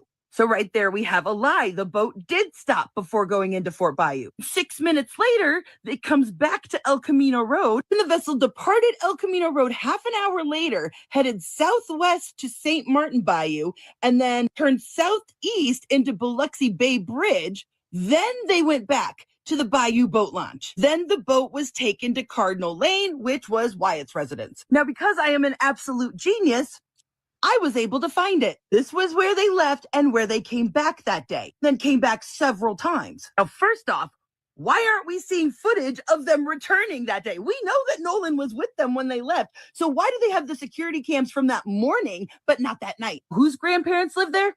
Jax Patalo, whose family owns a pharmacy. It goes back deeper than that because George Patalo Sr., which is Jax's great-grandfather who is deceased, as it turns out, his great-grandfather was appointed and served on the staff of Mississippi Governor Cliff Finch. As you can see, I've confirmed Jax's relation to him. And as it turns out, Cliff Finch, well, he was in the Mississippi House of Representatives from 1960 to 1964 and supported racial segregation and backed the racist governor, to preserve segregation in the state. The federal grand jury conducted a 3-year-long investigation into his administration and several state agencies, and they were all accused of corruption and mismanagement. Finch was never found guilty himself, but some of his aides and appointees were indicted. And those sort of political connections seem to trickle down through the generations, so now we know why the governor got involved. And I started looking into the lawyer that's handling the defamation case from the Bart family. So from 2015 to 2018, he was state director of Americans for Prosperity. Then in 2018 to 2020, he was vice president of Stand Together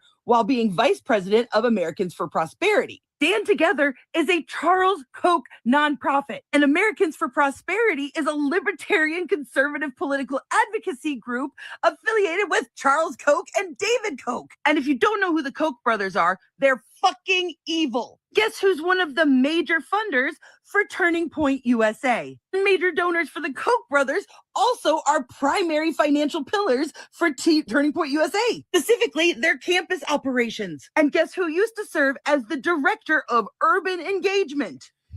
Did she cook or what? Now, I know she was talking really, really fast, but I want you to listen and pause it. Listen and pause it. Screen record it.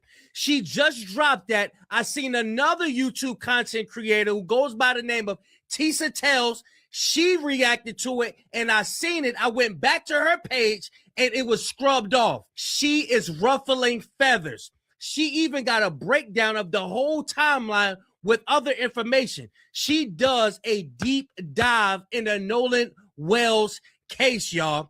Not saying that anything is facts either. We still going to keep it all alleged. But she had to say something to piss the people off. And you see how she put Officer Tatum in there? How he knows some. I'm telling you, bro.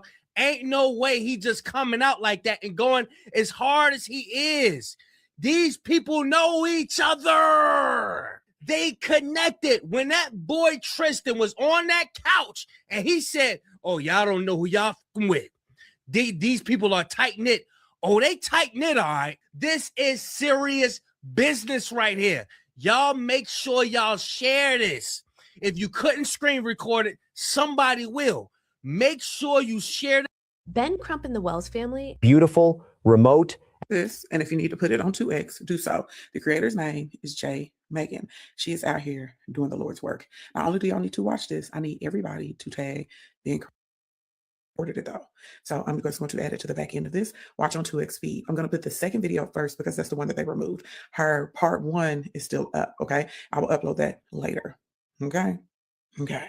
And I'll call y'all later on today with an update about, shitty parents and irresponsible. He woke up that morning. I'm assuming that into the water. And we know My buddy's house, and we met.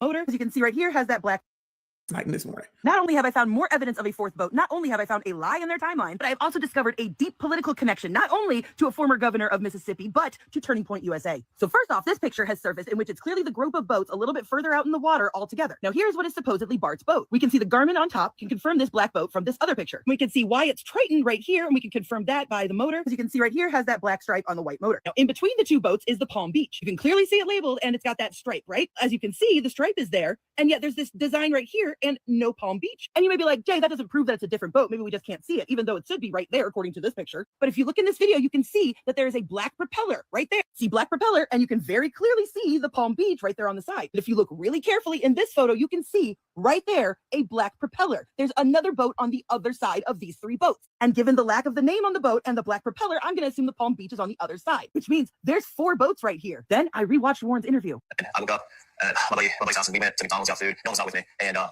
and got breakfast. I had my buddy's boat hooked up to my truck. And well, first I ran miles, then I went to McDonald's and came back. And the boat was hooked up to my truck. My buddy, Wyatt, and I went, and with my buddies, we went, built the top of the boat off, loaded down the ice, and just got it ready. And Wyatt went and put a smaller boat in the water, which is the Palm Beach. He's 80 foot Palm Beach. And I drove the boat from 4x boat launch to my buddy's grandparents' house. And that's where we all came to meet up that day. So Wyatt had his buddy's boat already hooked up to the back of his truck. He said he and Wyatt and his other buddy went and got ice and filled up the boats. And Wyatt went and put the Palm Beach, his smaller boat, into the water. And we know there was a second boat, the Triton, that was driven by Wyatt. Wyatt had 2 boats in the water. Who was driving his other boat?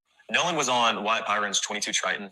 On the way out, I went with my buddy Bart because we had a lot of friends from college coming down. And Bart, I called Bart that morning. I was like, "Hey man, can you take your boat out?" And he was like, "Yeah, well, my dad's decided not to go, and I'll take the boat. And I'll take you and your friends, of course. I mean, he's a buddy of mine." And so Bart pulled up at the dock, and I mean, I rode out there with Bart and a lot of the girls that go to college with my friends and I, and Nolan rode out on the Triton, and then we had a Palm Beach, 18 Palm Beach. There was 4 guys on that. There was like 8 people on the Triton, and then there was 8 or 9 people on the Triton, and then there was the rest of the group, which was probably ranged from maybe 10 to 15 or 16 people. Now, wait a minute. So Warren already had a boat hooked up when he woke up that morning. I'm assuming that that had to be the Triton that was hooked up, right? Then he said that Wyatt went and put his smaller boat, the Palm Beach, into the water. Then Warren said that he was the one who drove the Palm Beach to their friend's dock. Assuming that Wyatt drove the Triton to the dock and Bart drove his own boat to that dock, who drove the Palm Beach out to the water then? Because he said that he got a ride in with Bart, even though at one point during the interview, he said all of his stuff was on the Palm Beach. So it sounds to me like Warren was the one driving the Palm Beach. I'm also like, what parent would let their kid, who's obviously going off to party, take 2 of their boats and let their drunk friends drive? Like, it isn't making sense to me. I mean, maybe these parents are just shitty parents and irresponsible. Then he also said that he contacted Bart that morning to see if he could come. And Bart was like, yeah, I can give all your friends a ride, blah, blah, blah. According to him, there were 10-ish people, 15 people on that boat. So where were those people originally supposed to ride in on? They'd been planning it for weeks. They were excited about it. Why did Bart have to suddenly step in and take all these people? And remember, Bart said that his dad had canceled going out on the boat that day, so he could do it. Something's not adding up here. I think there was an adult somewhere in this mix. It would also explain how they all thought quickly on their feet with the sea tow. I wouldn't be surprised if an adult didn't come out there and just go off with other adults that were also on Horn Island and let the kids hang out with the boats. Here's the thing going to be interesting, folks. There are more GPS coordinates in the report than what we have seen publicly. I'm going to play you a clip from the interview, but remember, at 5:30 is when they started picking up regular speed, all right? It's right here, 525, speed miles, 30 to 35 knots. So here we go. Planed off and you have water in the boat and you're hauling, we're going pretty fast. We're going probably 40, 42 miles an hour. And so all that excess water that was built up in the boat is coming out of the boat. So, I mean, that's what we had to do. So we ran into Fort Bayou, and we didn't just run straight to my buddy's grandparents' house. We ran into Fort Bayou. A couple of us jumped in the water, and Wyatt, the whole reason for the stop was so Wyatt could hop in and put the plug back in the boat. So then after that, we went and docked it, and I went back to my buddy's house, and we ate and napped for a little bit. It was a long day at Don's. Now you heard him. He said that they took off going 40 miles an hour, and they didn't go to his buddy's grandparents' house, but they went to Fort Bayou to go do a plug thing. So right here, 5:44, vessel arrives at El Camino Road. 8 minutes later, then it departs from El Camino Road and headed east into Fort Bayou. So right there, we have a lie. The boat did stop before going into Fort Bayou. 6 minutes later, it comes back to El Camino Road, and the vessel departed El Camino Road half an hour later, headed southwest to St. Martin Bayou, and then turned southeast into Biloxi Bay Bridge. Then they went back to the Bayou boat launch. Then the boat was taken to Cardinal Lane, which was Wyatt's residence. Now, because I am an absolute genius, I was able to find it. This was where they left and where they came back that day, then came back several times. Now, first off, why aren't we seeing footage of them returning that day? We know that Nolan was with them when they left. So why do they have the security cams from that morning, but not that night? Whose grandparents live there? Jax Patalo, whose family owns a pharmacy. It goes back deeper than that because George Patalo Sr., which is Jax's great-grandfather who is deceased, as it turns out, his great-grandfather was appointed and served on the staff of Mississippi Governor Cliff Finch. As you can see, I've confirmed Jax's relation to him. And as it turns out, Cliff Finch, he was in the Mississippi House of Representatives from 1960 to 1964 and supported racial segregation and backed the racist governor, to preserve segregation in the state. The federal grand jury conducted a 3-year-long investigation into his administration and several state agencies, and they were all accused of corruption and mismanagement. But Finch was never found guilty himself, but some of his aides and appointees were indicted. And those sort of political connections seem to trickle down through the generations. So now we know why the governor got involved. And I started looking into the lawyer that's handling the defamation case from the Bart family. So from 2015 to 2018, he was state director of Americans for Prosperity. Then in 2018 to 2020, he was vice president of Stand Together while being vice president of Americans for Prosperity. Stand Together is a Charles Koch nonprofit, and Americans for Prosperity is a libertarian conservative political advocacy group affiliated with Charles Koch and David Koch. And if you don't know who the Koch brothers are, they're fucking evil. Guess who's one of the major funders for Turning Point USA? Major donors for the Koch brothers also are primary financial pillars for Turning Point USA, specifically their campus operations. And guess who used to serve as the director of urban engagement?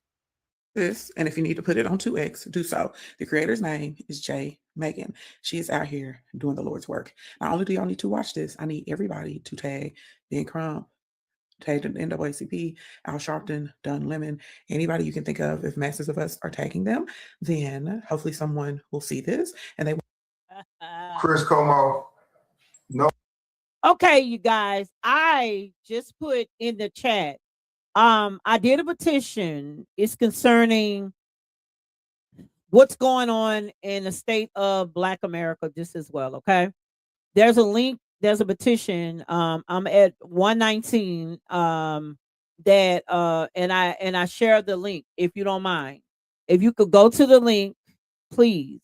And I'll put it on all the outlets for you guys to take your time and please sign the petition. Okay. Thank you. Let's see what's going on. Nolan is dead. We're going to dot every I. We're going to cross every T. I'm going to be outside the courthouse. One of Nolan Wells' homie, Bart, is absolutely panicking, bro. Bart, after the audio got released, now the audio is what people believe implicates him in this Nolan Wells murder. Folks believe this.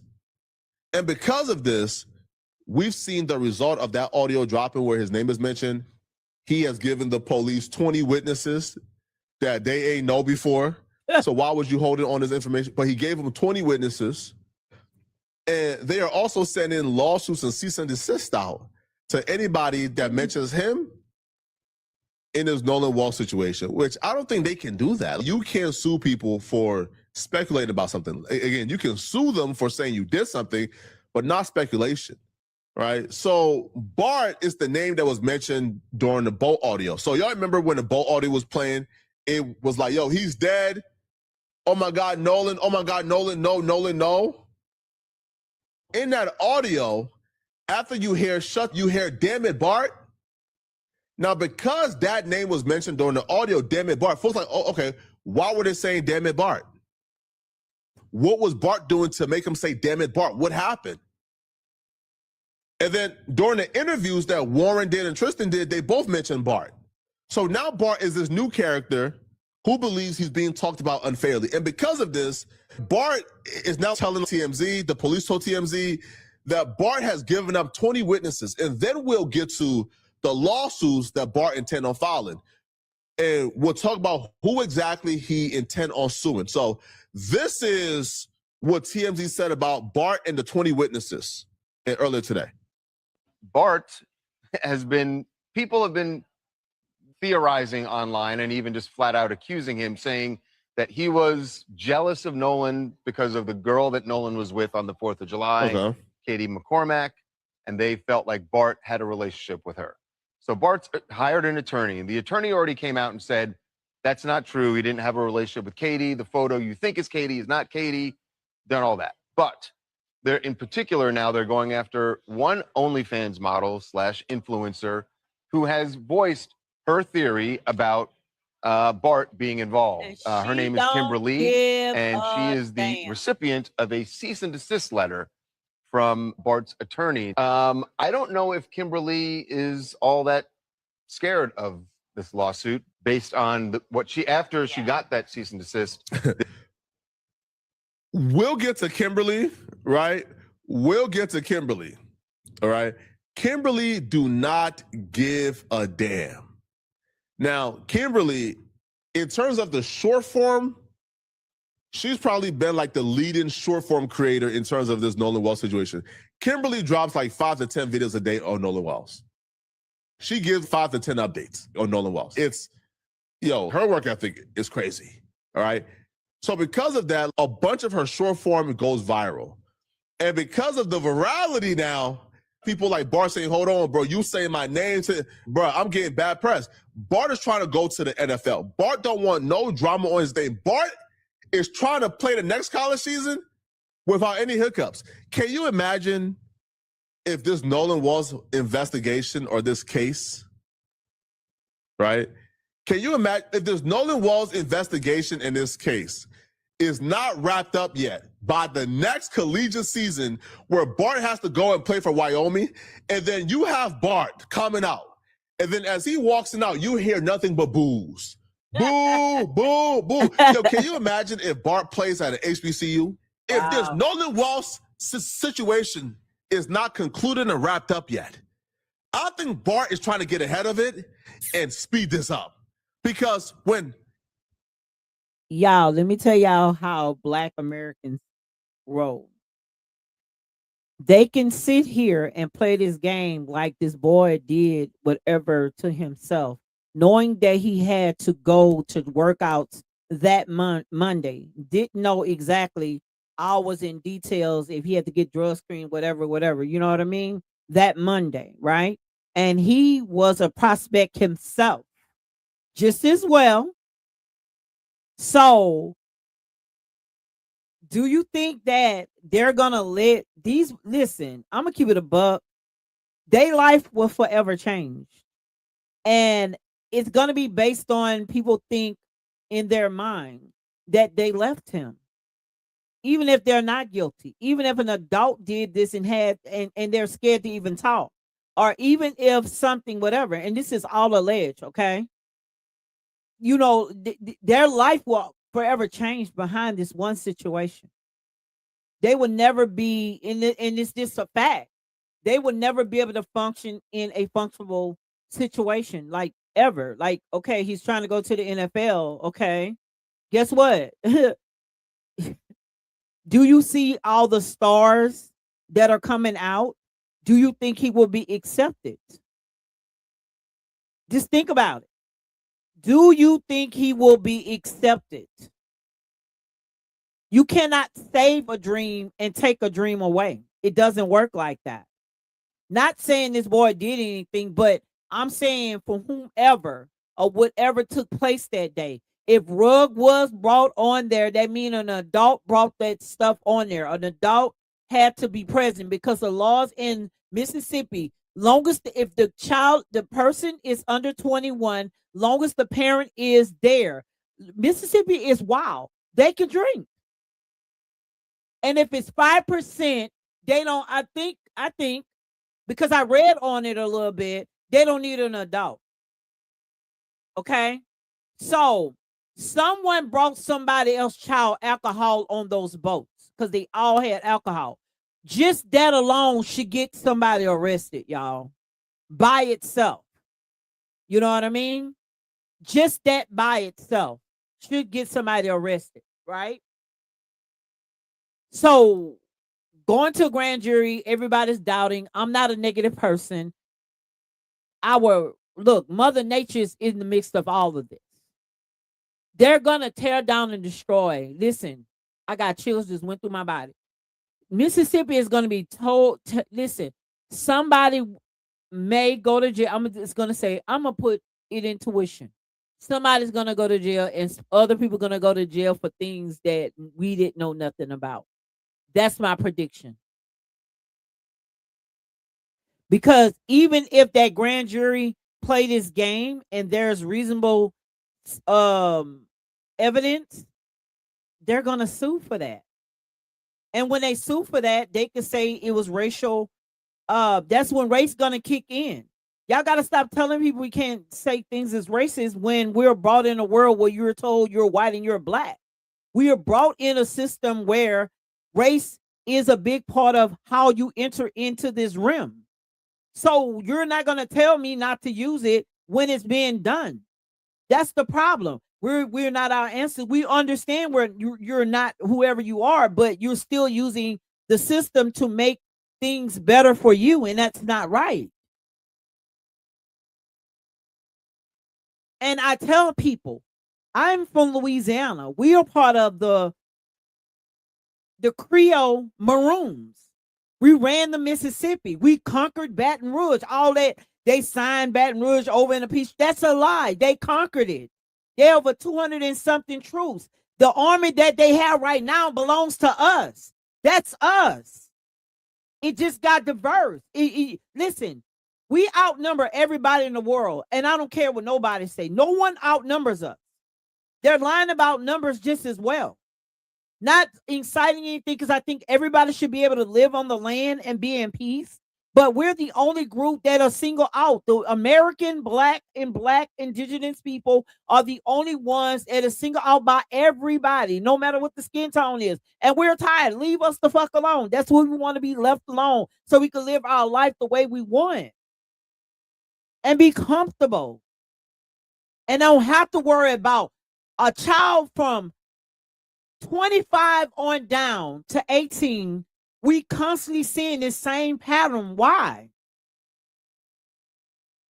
You guys and the parents got to be responsible for some shit too, because stop running your kids across this and that. Because when I was coming up, people at Southern University used to get NFL offers. You don't have to run to these schools that you think you have to run to, or they're not getting right education. So that means you telling your mama, your auntie, your cousin that look like you, that she's not good enough and capable of enough to teach your kid. That makes no damn sense at this point. Start policing your own neighborhoods again. And I'm glad we're now going on the internet. We're not taking it. Do they have a long road? They do. They have a long road, and I'm so proud of Nolan's mom because she's killing the noise. He's not letting boot liquor get up under her skin, and that's what he's trying to play that game. And what this lady just said, I understand why he's now involved, because he's a part of an organization that, listen, this man say he would not cry, and this is internet. They got internet proof of that. He would not cry as a man over his kids. When Charlie Kirk died, this man cried like a Chicago hoe. He cried like a Chicago hoe, y'all. You won't cry for your kids who you helped create it, but you're a cry over. Oh my God. Yeah, I don't even understand that. I swear I don't. I don't. Y'all, please, if y'all don't mind, y'all give me some thoughts so I can go back and think about it. So when I come on live, I can understand what you guys are thinking and what questions you may or may not have that I don't know, that I might not be thinking about. You get what I'm saying? Give me your reaction to what is being said, right? Just give me, if you don't mind, it takes 5 minutes to give me a reaction if you don't mind. I appreciate everybody. I have a total of 11 likes, thumbs up. You know what I mean? It's like 66 of you guys are in here. If you don't mind, show some love. Please show some love, you guys, okay? Let's go and finish. College football season starts, and Bart plays, let's just say, a predominantly black university. Let's not say HBC. Let's just say he plays at a university that has, let's say, 50% of black folks enrolled are black. Can you imagine, people, the boos, the things being thrown, the hostility towards Bart? Bart might not be able to get off the school bus, the football team bus, without a police escort. There will be mobs of people outside waiting for Bart if this is not concluded, which is why Bart. I mean, it can be concluded. We as melanated people is not going to just buy anything. And he's right about how we rock and how we roll. Call us whatever you want. We're not going to just let you do what you want to do and walk around Earth like that shit was cool. So they better come with some right stuff. That's all I tell you. And truthful stuff. Bart wants to get ahead of this. Bart wants this to be over. It ain't Bart gonna be believes he's over. innocent, Sorry. so Bart is giving up 20 witnesses.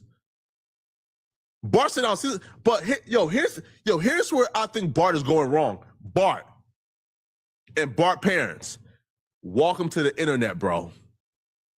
Welcome to the internet, bro. All right. Now, you guys are ex-NFL players or something of that sort. You guys are millionaires. Y'all are wealthy. The people you are trying to sue or take to court, they might not have anything. I'll be real with y'all, bro. Now, I don't know Kimber Ali finances. I'm sure she's doing pretty well. But Kimber Ali, when she be talking, she is gangster. You can tell she's from a trap. She's from somewhere where you grew up tough. Man, Kimber Ali don't got $1 million for y'all to get, bruh. She's a hardworking woman, probably a 9-to-5er. She got the OF hustle going on too. She don't got $1 million for y'all to get. So you going after people who essentially you will get nothing from in return. And the lawsuit ain't gonna be over within, 10 days. Right? Right? You don't got nothing to get. So you going after this woman all this does is give you bad PR. That's all it does. All it does is give you bad PR. That's all it does, bro. Want to sue me? Let me tell you how it's going to go. I am poor.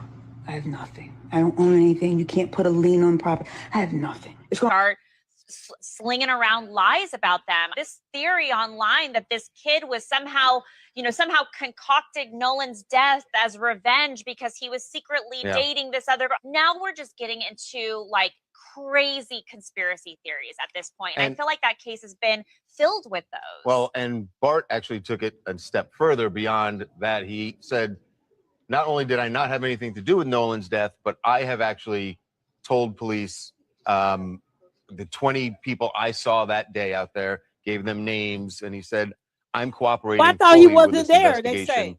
and he wants to know who killed Nolan, if someone I've just got killed Nolan. I've just got a sense, and I'm only basing this on the way I've seen cases go. I've got a sense that we don't know. The actual scenario is that there are a bunch of scenarios out there, and they all seem to not hold water. And that there's some other scenario that we're going to hear about. We don't know who was on the island with Nolan.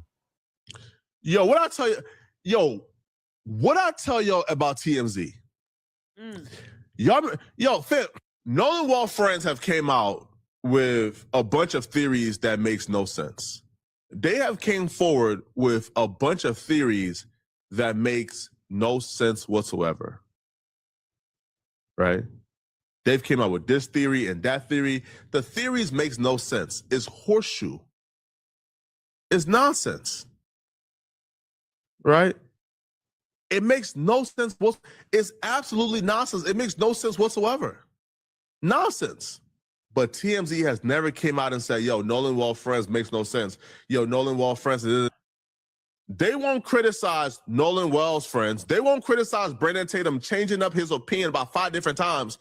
But they'll want to critique me and you for having theories because the people who know things won't say what happened. I told y'all how TMZ get down, bro. They're not friends. We don't know who was on the island with Nolan after 4:30. That's right. We don't know who he was with. But we know that boat took off without him. Don't know what the answer is, but there is something there. Crystal, and I'm from Buffalo, New York. I feel like Brett is trying to protect his potential NFL career, and he has the money to do so. And I definitely think it's smart in order for him to lawyer up. Yeah. That's to your point. Bart plays college football. He's a punter. He's actually pretty good, and some people think could go to the NFL eventually. So there's that too, that he could be. Yeah, that's accurate. Bart people have been theorizing online and even just flat out accusing him, saying that he was jealous of Nolan because of the girl that Nolan was with on the 4th of July, Katie McCormack, and they felt like Bart had a relationship with her. So Bart's hired an attorney, and the attorney already came out and said, That's not true. He didn't have a relationship with Katie. The photo you think is Katie is not Katie. Done all that. But they're in particular now they're going after one OnlyFans model / influencer who has voiced her theory about Bart being involved. Her name is Kimberly, and she is the recipient of a cease and desist letter from Bart's attorney. I don't know if Kimberly is all that scared of this lawsuit based on what she, after she got that cease and desist, this was her response. You want to sue me? Let me tell you how it's going to go. I am poor. I have nothing. I don't own anything. You can't put a lien on property. I have nothing. It's going Start slinging around lies. Yo, listen, bro. This is Wait a minute, y'all. Wait. She said, I'm poor. I don't have nothing. Sue me. She don't give a damn. She said, what you gonna do? You gonna put liens on what? What are you gonna do? What are you gonna do? Yo, she don't give a damn. They is tired. Look, everybody is tired, y'all. Everybody. It don't matter what your skin tone. Everybody's tired of the foolery. They're tired of the people who with money think they could do whatever they want. Bottom line, you know what I mean? why. This is yo, hey, listen, welcome to the internet, bruh. Welcome to the internet, bruh. Okay? Welcome to the internet, okay? Yo, this is why the internet ain't for the weak, bruh. Yo, the internet ain't for the weak, homie. Welcome. Right? Yo, Kimberly is telling you how she get down. Listen, man, I ain't got no paper. I ain't got no money. You can file the lawsuit. You're probably going to win the lawsuit. Right? Yo, she said, listen, you can file the lawsuit. I don't have money to contest it. I'll probably come and show up myself. You're probably going to win. Right? But all you're going to do all you're going to do is just exhaust your resources. I don't got no homes to come after. I don't got no houses. I don't got no properties at all. I don't got no like what are you gonna come after? That's her stance. Right? She said, okay, I got the letter. Thank you. Paul, thanks for telling me. I'm gonna now go back to tell about all these stories about Bart. All right. She said, thanks for notifying me, Bart. Now let me get back to what damn it Bart means. Let me get back to what damn it Bart means, bro. See me, bro, I can't play these games, man. All right, when it comes to Bart, again, y'all heard me say it in the last live stream. When it comes to Bart, allegedly, you feel me? Damn, bro, these hiccups is killing me. Nah, Flacco, hell no, Flacco ain't next, man. Listen, man, Flacco, as we're speaking, okay? As we're speaking, okay? As we're speaking, bruh, listen, as we're speaking, I'm getting like the text to send a wire for my like a Maybach truck as we're speaking. So I'm sending like the wire right now for my like Maybach truck. I don't know about it. Damn it, Bart, you killed him. How are we going to cover this? Xavier Wells update. And I got to give a shout out to my man's Trent Out Loud. He's a huge YouTuber from Montreal. Uh-oh, looks like our girl KK said you're not gonna get me. Look who just uploaded and dropped some receipts to the Biloxi group chat showing where they were at. Our girl KK, and I can't say her name, but it rhymes with Haiti, has provided timestamp receipts, videos, pictures from where she was at in Ocean Springs, and you see the time right down there, 6:02 p.m. And guess who's not with her? KK said there's no way y'all gonna keep playing on her name, babes. 5:24 p.m. She's got the receipts. She was not with who y'all said she was with. I mean, she's got multiple receipts. Yeah, like her face, location. That's very clearly her. I mean, this is a picture from her Facebook, and I just matched you with one of the pictures that was posted to White and Proud. All these photos basically giving us timestamps of where she was at, which is very interesting because if she was on the boat with her friends, and wasn't where y'all said she was, where everybody at? She's the only one who's been giving cooperating statements. She was the first one to go to the po-po. She's not, look, y'all. The autopsy. Hold up, y'all. She's not even lawyered up and talking. So that show you how truthful she is. Oh my God! Oh my gosh! The way I see it is they have to TMZ Live in the and before I dive into this video, I want y'all. It's been reported that Nolan's real friends are stepping up to the plate. Now they dropping names without attorneys and without lawyers. They said, we got names for you. So what you think the other side is doing?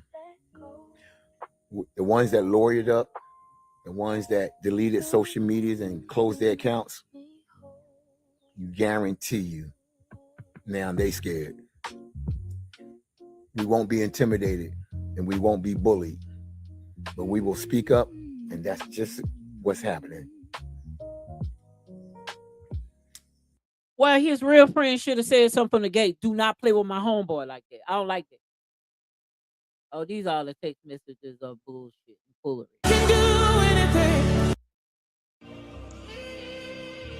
They trying to say this not Nolan. This it's nowhere possible. This not him.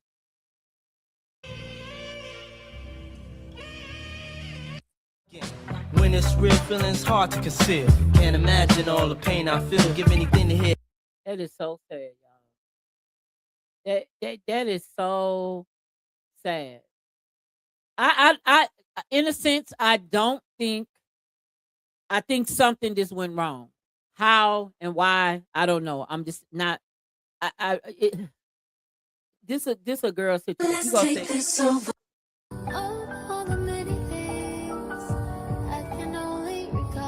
That is crazy. You said you. We ain't got nothing else. He say, girl, they lying. I know that they are. I pray, like I said, I pray to God that whatever that is. And y'all, they keep showing pictures of these boys when his friends, they are black, biracial, biracial mixed kids, like diverse of kids. I'm gonna use that word. They are all showing they have met this boy parents. The boys that are saying, just because, listen, my sons are in their 20s and they be around people that are friends with other people, but though they're not really friends. They got pictures with people. Oh, that's my boy, homeboy friend. You know what I mean? So when people be out where we were best friends, I wish listen, I be in my kids' business.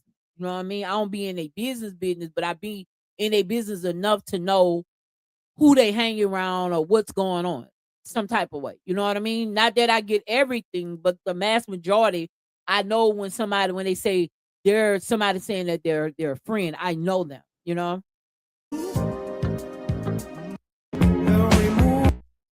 Got me. Okay. Around the sun, the earth, no she's revolving. Okay, let's get up out here, y'all.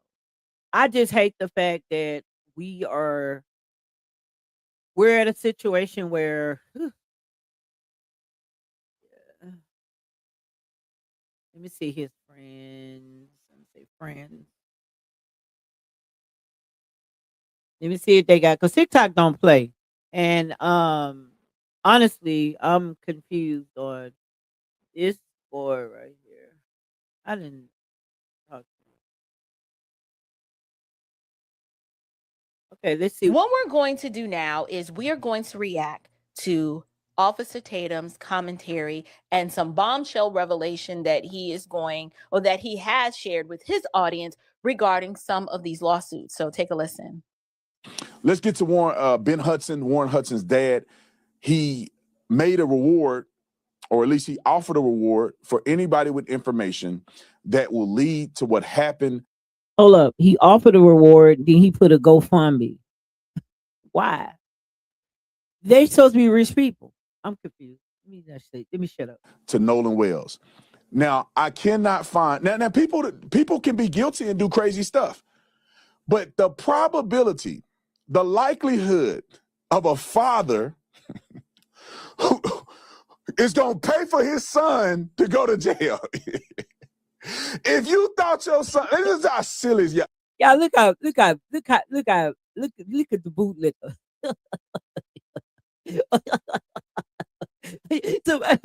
Yeah, I'll be pretending too. You know how many people, he's supposed to be an ex-officer. You know how many people will go on a search to find a person they really killed? Like, what's wrong with this bootlicker? Some people are. Y'all thinking that Nolan has something to do with this. Do you think his daddy would say, I'll give $50,000 to somebody that will show that my son was implicated so he can go to jail? Come on, y'all, put your thinking cap on. We did the interview. Y'all should have enough knowledge now. And you got Ben Hudson coming out and saying, look, I care about what happened to Nolan as well. We got a quote from Mr. Hudson, and it says, we don't know what happened. Hudson said, and this is a quote from the son, I think, we don't know what happened. Hudson said on behalf of himself and his son, we have been completely transparent from the beginning because we want to know what happened too. Listen, let me explain something to you. Let me break down what you guys are watching here. The Hudson family, all of the other individuals who unfortunately have been the object of such ridicule, scrutiny, accusations, and people just thinking the worst about them, besmirching their character, all kinds of defamation or defamatory statements that have been made. This is what it looks like to play chess and not checkers. Okay, y'all are not gonna like this. Y'all gonna be like, look at April caping for the white man. She is she's the pinnacle of white supremacy in America. Listen, y'all already know. I don't care what you call me or what you say about me. The truth is the truth. This is what a strategic maneuver looks like with individuals who, one, know how the world works and that they are playing chess, not Connect Four or checkers. So basically, she calling herself dumb as fuck. They know how the world works like nobody else knows how the world works. See how people try to be so. Let me let her finish. I was able to determine when I saw this. I said, "Oh, I forgot she the only smart one too." You know what? That was a brilliant move. That was smart. First of all, what this does is this puts this family, they are no longer on the defense.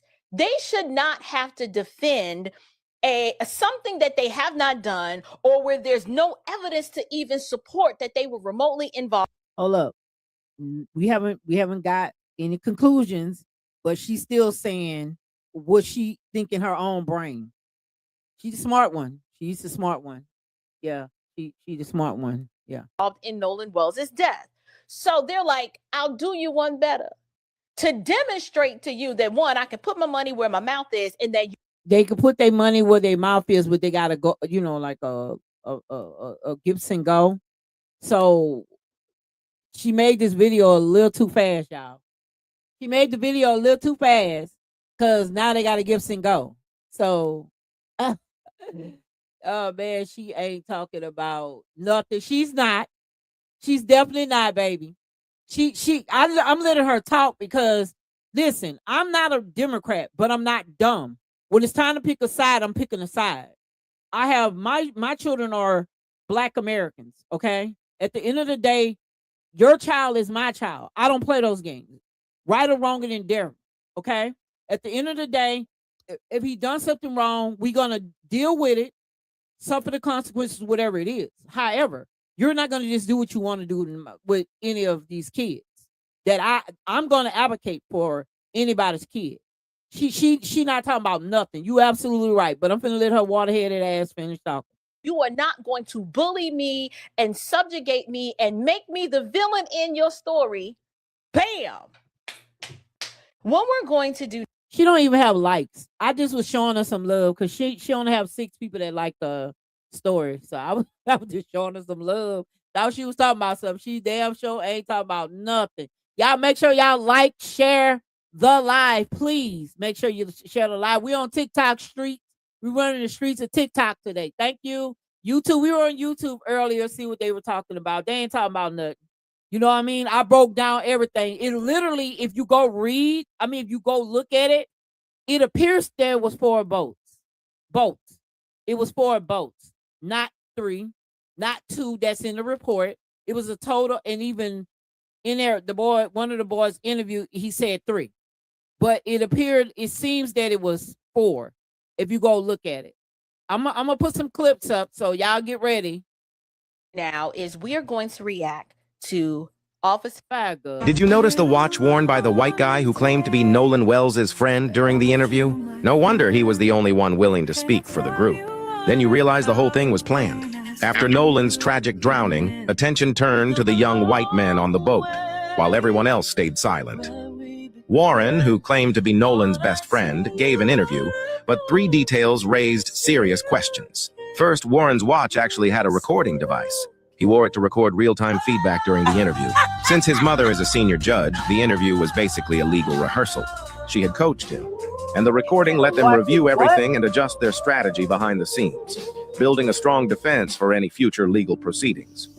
Second, while talking about the death of his lifelong best friend, Warren seemed shockingly cold.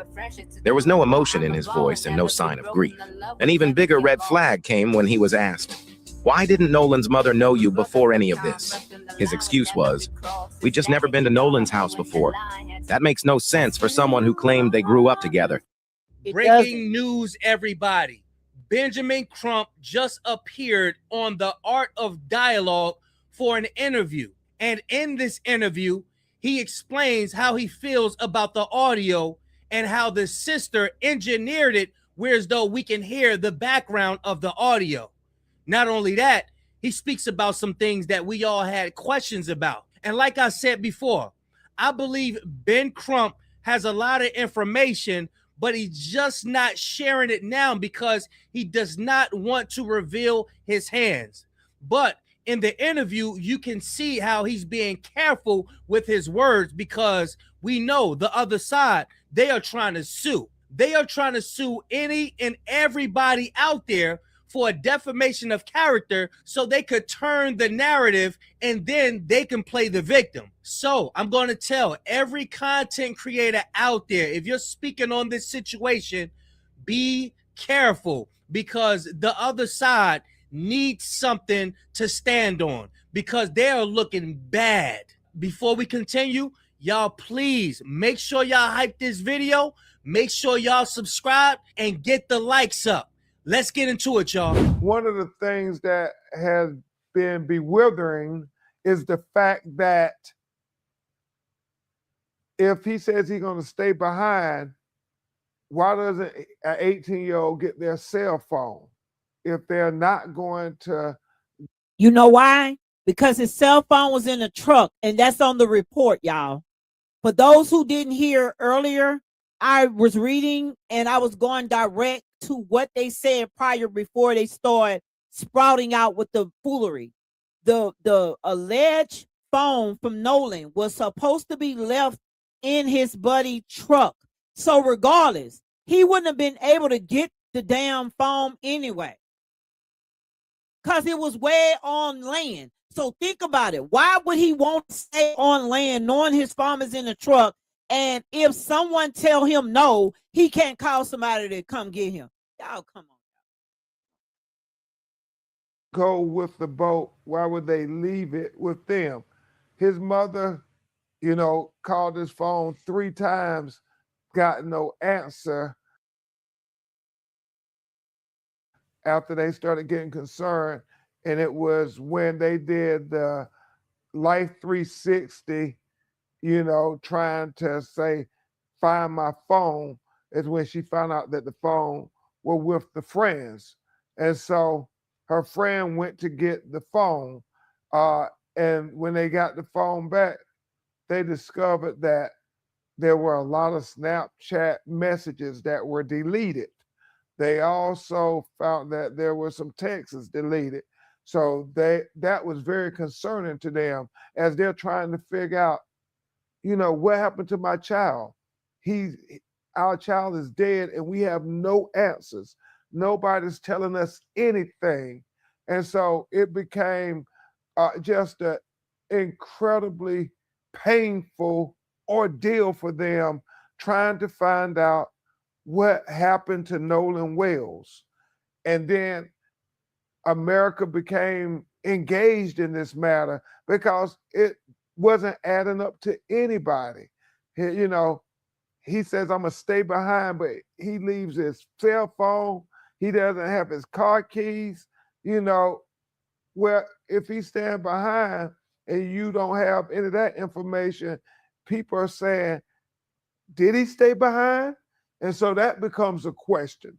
And, you know, obviously there's this CETO audio that comes out that people have did forensic audio engineering on it to try to see what was being said on the audio recording of the CETO counter 911 type call.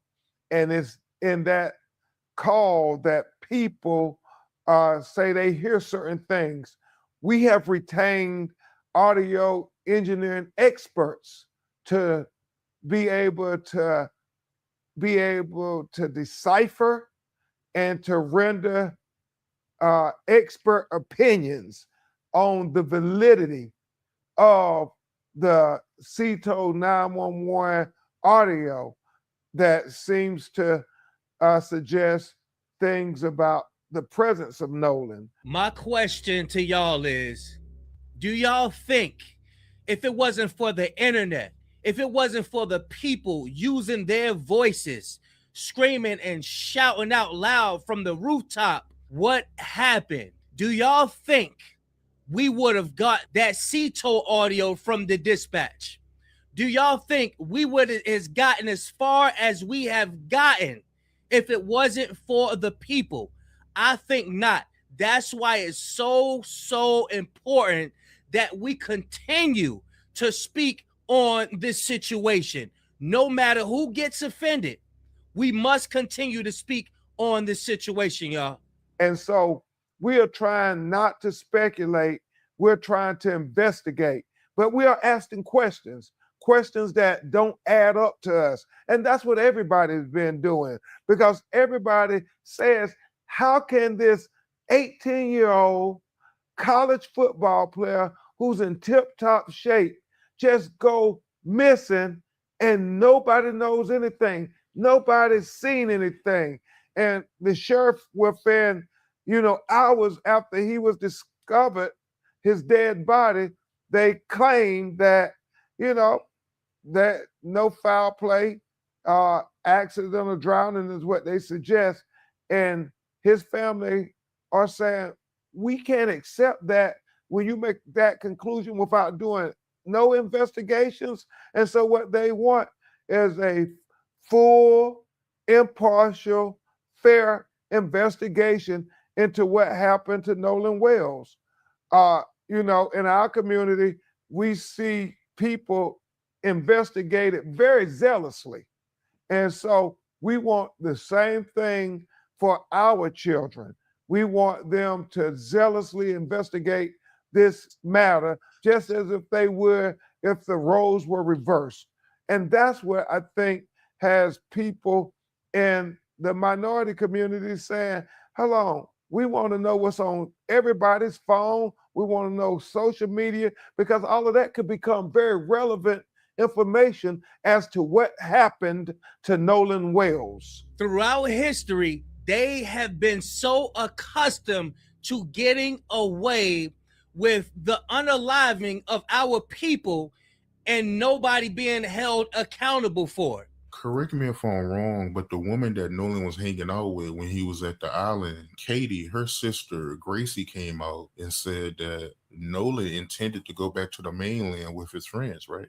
Yeah, there seems to be a conflict in what they're saying. They said he stayed with the young lady. The young lady said, no, he got back on the boat.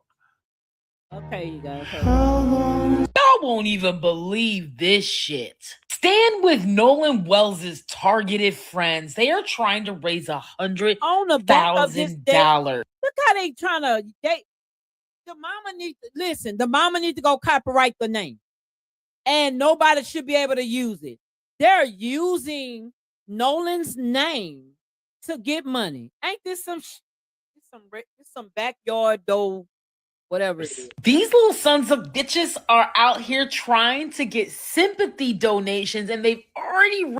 Y'all won't even believe. Ladies and gentlemen, Nolan Wells' alleged best friend just. Here's what makes that even worse. The lie detector test that they would take is way easier than a polygraph test. You could pass that quote unquote voice stress test. It's been reported that Nolan's.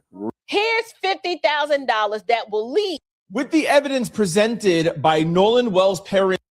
Y'all about to get in your feelings again. However, I have a new piece of information that is going to add further complexity to this investigation.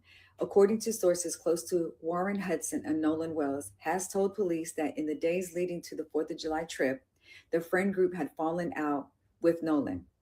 The individual friend mutual friend said that he felt that he needed to say this because the group had a fallen out, especially Hudson and Nolan. They almost got into a fight. He said that the trip to Horn Island was planned specifically to have a reconciliation with Nolan. The friend also said that he was invited but had declined because he had already had previous plans with his family. At this time, the Jackson County Sheriff's Office has not issued an official statement in regards to this friend who remains and chose to remain anonymous. This friend said that he felt that it was important to make this statement, and that's where we are. Y'all about to get in your feelings again. However, I have a new piece of information that is going to add further complexity. Officer Tatum on YouTube. He has interviewed Nolan's friends. Now, we're about to bring on two experts, each one taking a different viewpoint on that call. But Officer Tatum, thank you for being with us tonight. What do you make of that audio, officer? Well, Nancy, thank you so much for having me on. If you put the audio within context, it is an impossibility unless these people are prophesying that somehow they're saying Nolan's name or projecting that Nolan is somehow injured, hurt, or killed, because we have witnesses that have come out. When I interviewed Warren, a lot of those kids that I talked to already alluded to this way before the audio came out, that they were gone. And people had already saw Nolan after they had left. The young lady, Katie, that he was hanging out with, I saw a text message from her alluding to the fact that she never saw him get on that boat at all. We have video of the boat that we shared on our social media page, and it shows all the occupants on the boat, and Nolan was not there. And so if a person thinks that they've heard something on the audio, they have to compare it with context. Maybe they said, is it dead? Talking about items that could potentially have died or damaged on the boat, given the fact that they were sinking. So I think people need to put this in context and reevaluate what they're listening to on the video, because if you are going to make a staunch stance in the wrong direction, in my opinion, by saying they're obviously talking about Nolan, it is incredibly impossible. One more thing real quick, that when you look at where they were at when they made the phone call and their GPS coordinates, it literally put them on the island. And we know, and not on the physical island, but really close proximity to the island. And we know, because we have another video of Nolan being out there and also all the other boats surrounding him, that this would have had to happen very near to hundreds of people in hundreds of different boats. So somebody would have seen something if there was a dramatic commotion like this occurring on that boat. I hear what you're saying, Officer Brandon Tatum. The state of Mississippi is trying to reshape the narrative on the Nolan Wells death? Really?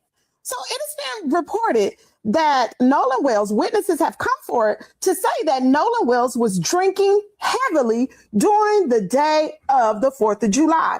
As to say, that's why he drowned. Because remember, authorities have already come out and said, even before they did the autopsy, that Nolan Wells drowned. And his mother, Christine Wansley, said that was not good enough for her, that she needed a medical explanation as to what led up to those events of him. If they say he drowned, right? Now, let me ask y'all something. Was Nolan Wells the only one on Horn Island with his group of friends that was drinking? Let's go back through the evidence. Now, as you can see, the gentleman right next to Nolan Wells has beer dripping all down his chest. The other guy had a beer can in his hand. Now, these children are all under the age of 21. None of them can legally purchase alcohol except for Bart. Wait a minute. Bart, were you the one who bought the alcohol for the underage kids that day on the boat on Horn Island? Was it you?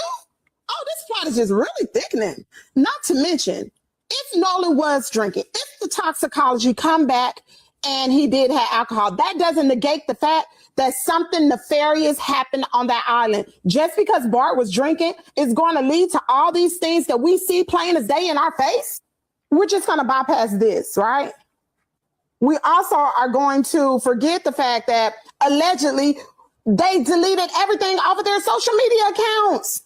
We're going to not think about, oh, Nolan was drinking, so now they got to, if Nolan was drinking, why everybody got a lawyer up? Why everybody got an attorney? And if Nolan was heavily drinking on the 4th of July, we just going to forget the fact that the telephone calls for the tip line was routed to Judge Ashley Cole's office instead of going to the Jackson County Sheriff's Department. Really? Yeah, all these things cannot be coincidental. We're going to negate the fact that now Governor Tate Reeves is coming out trying to assault Ben Crump's character, call him a bold-faced lie. Really? Officer Tatum on YouTube. He has interviewed Nolan's friends. Now, we had 20 plus people on the spread between our 3 boats, so of course. No, I want to drink. Big deal, my meal not proper. High top fade like top. For all the people who were in my comments saying that Nolan Wells' friends were very disrespectful. Grace and peace, you guys. Welcome back to Nolan Wells' frenemies have lost their mind. They have lost their absolute mind. Okay, you guys, I'm gonna come back on later. Thank you. You said, do you believe your lying ears? Who is? He said lying. Whatever. Okay, you guys, I'm gonna come back on later. I'll be back on about 12 o'clock. 12 a.m. in the morning, so I will be up real late. I come on, I just was bored today because I hadn't gotten calls.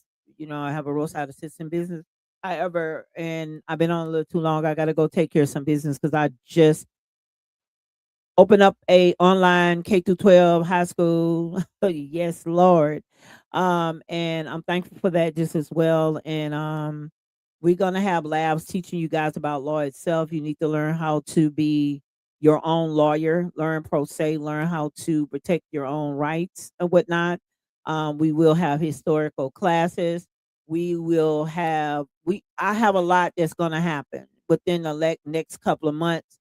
Thank you. I will be back on at 12 a.m. Okay, you guys.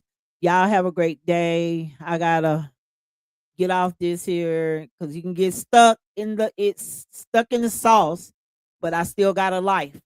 So I got bills to pay. But also I'll be doing more research to this as well. So I thank you guys. Okay. Y'all have a great day.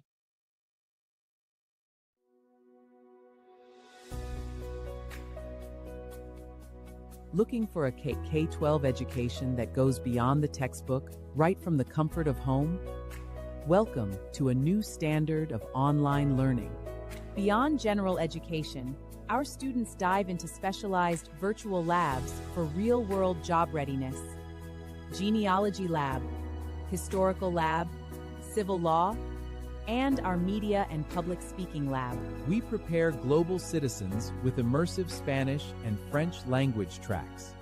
And because we're proudly Florida-based and Step Up certified, families can access the elite education through state scholarship programs. Diverse representation, academic excellence, and career readiness, delivered entirely online, wherever you are. Secure your child's spot today. Secure your child's spot today. Visit our website to enroll.